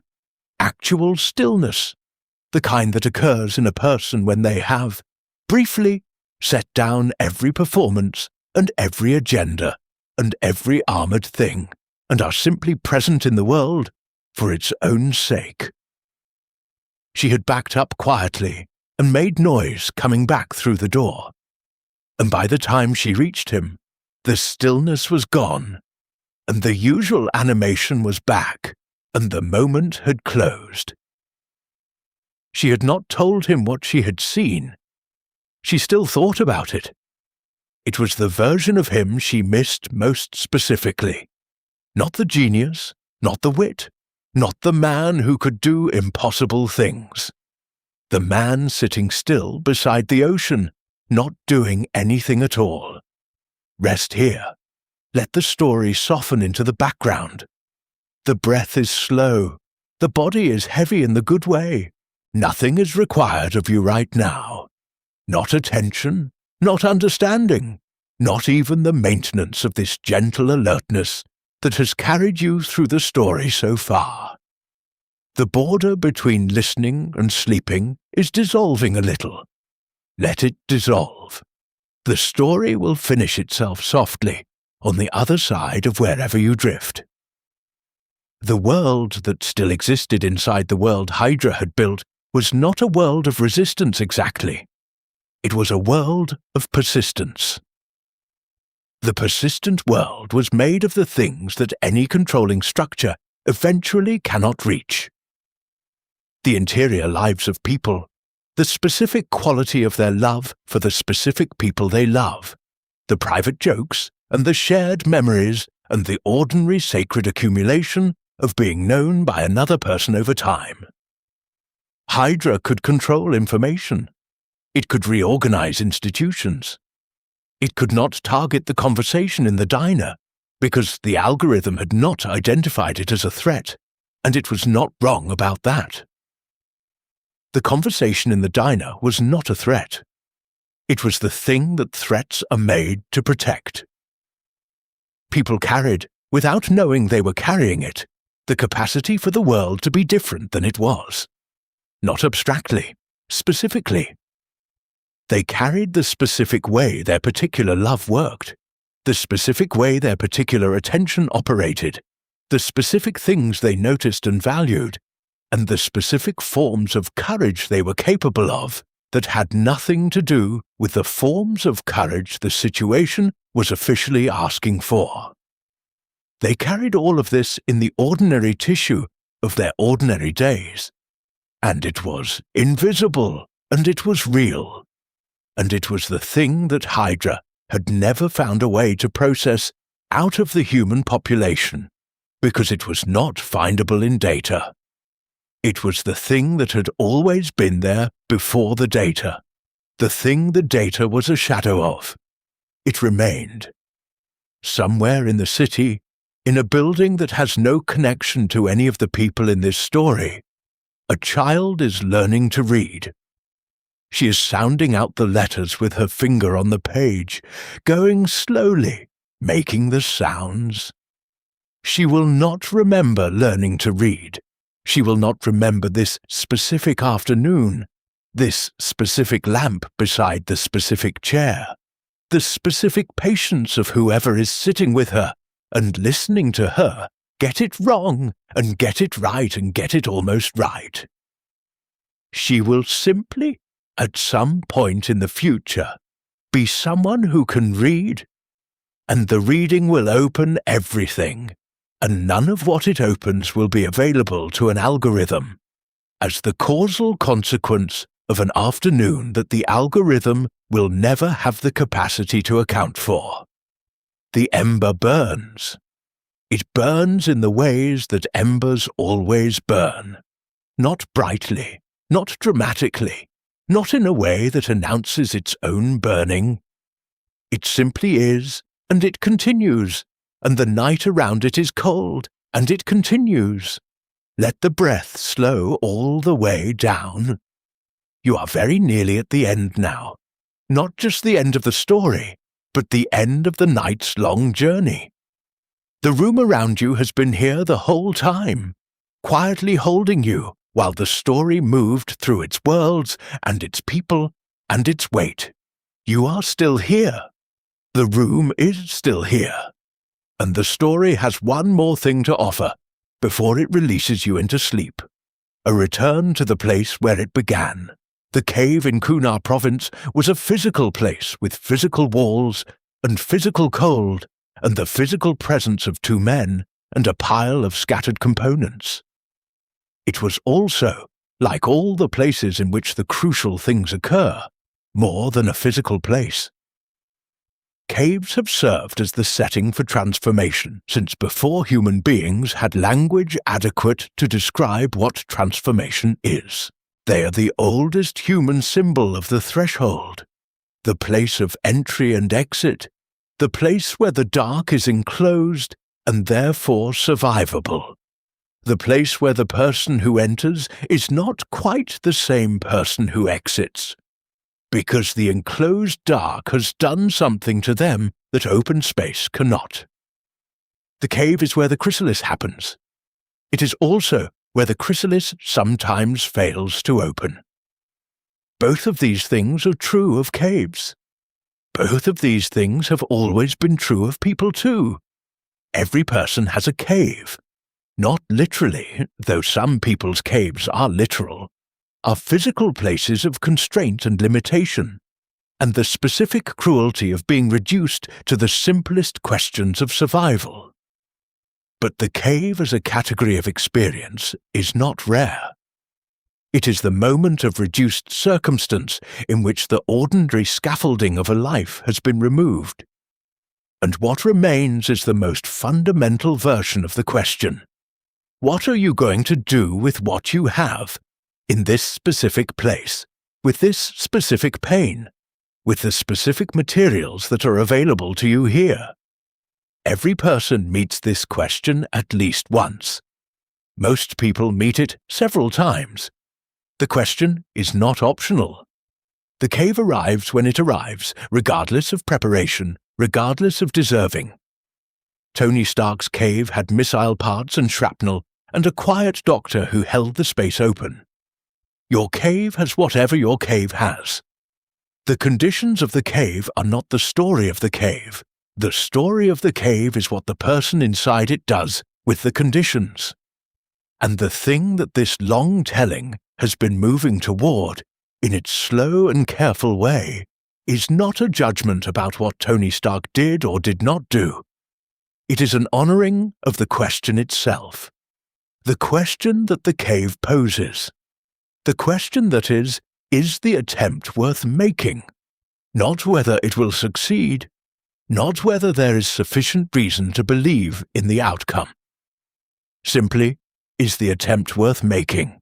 given the pain, given the cost, given the fact that no one outside the cave can see you trying, and the only witness is the quiet person who is running out of time.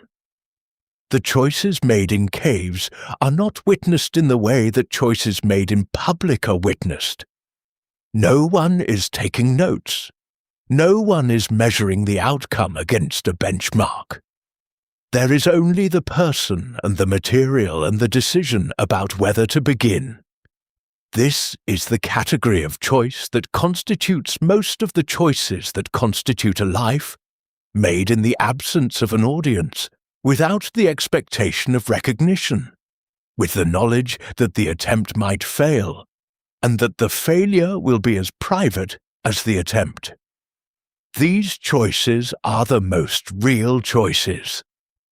The choices made in public, with observers, with stakes that are externally legible, those are the choices that appear in records and histories and the stories that get told.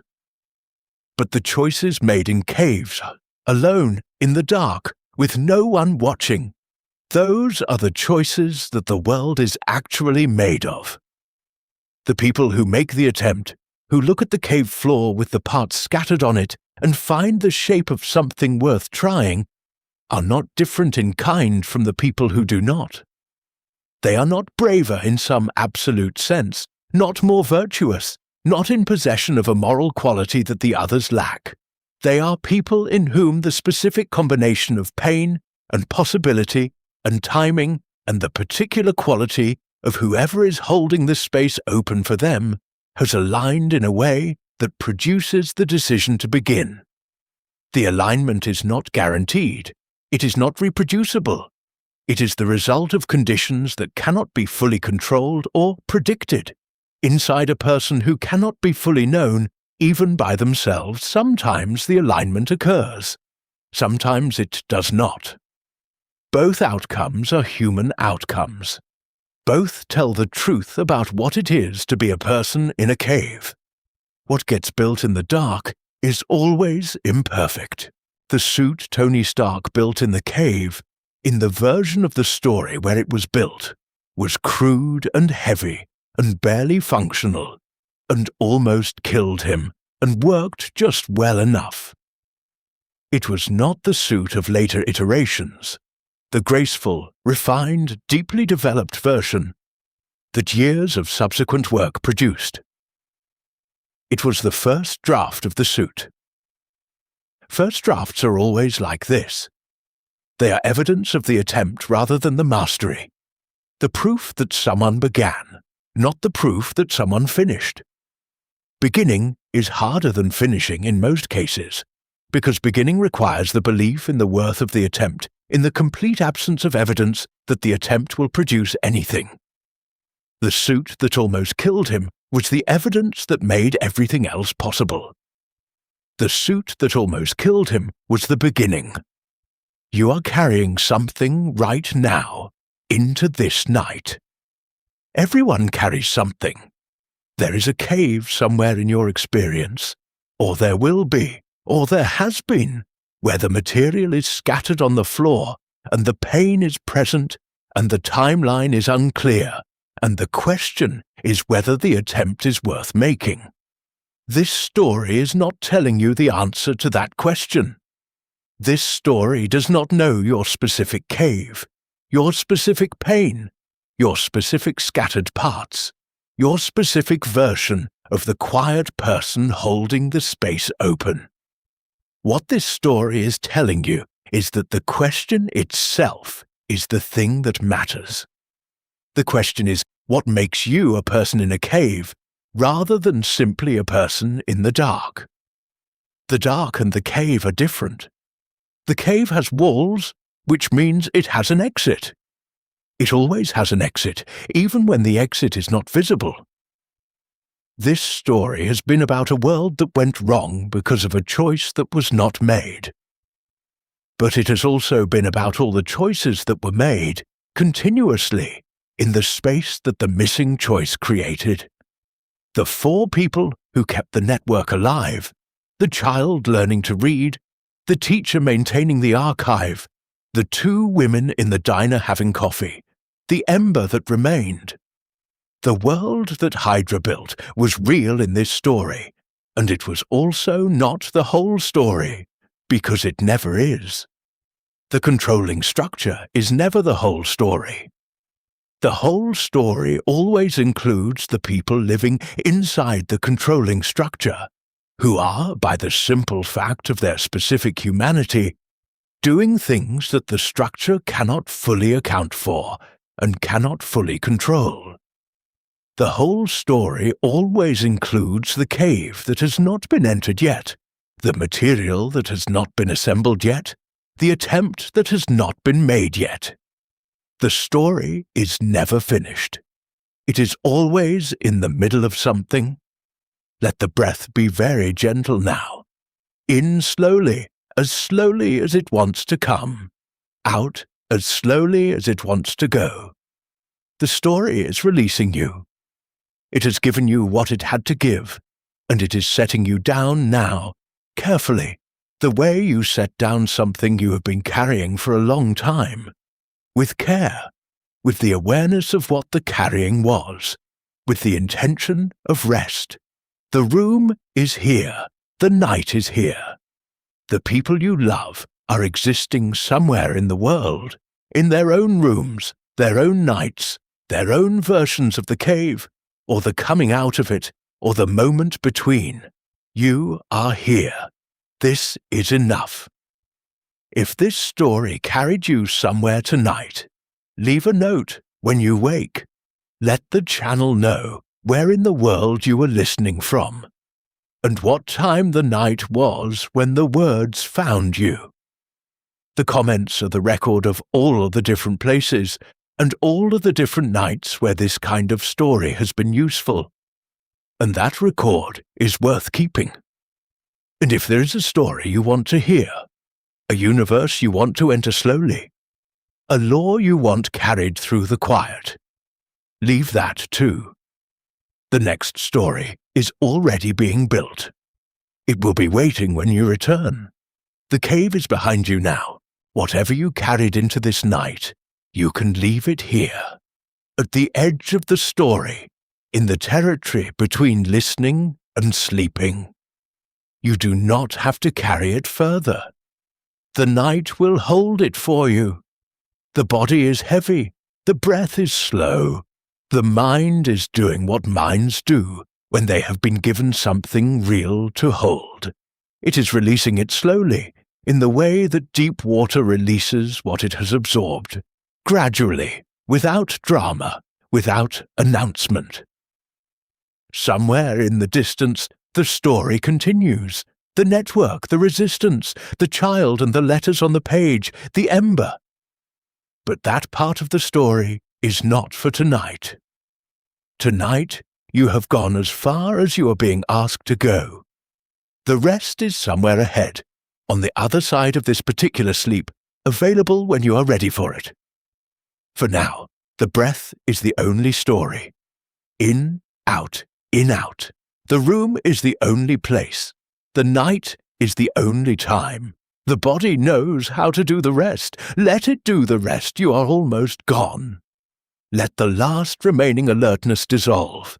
The way early morning fog dissolves when the sun finds it, not all at once, but gradually, patch by patch, until the light is simply there, and the fog is simply gone, and the world is simply itself again, clear and present and uncomplicated. Sleep well. The story will be here. The ember will be here. And somewhere, in a cave, in every cave, the material is on the floor and the question is being asked. And someone is deciding, in the dark, alone, with no one watching, whether the attempt is worth making. If you liked this video, let me know where in the world you are watching from and what time it is. I am always curious about that. And if you have a suggested topic, feel free to leave it in the comments.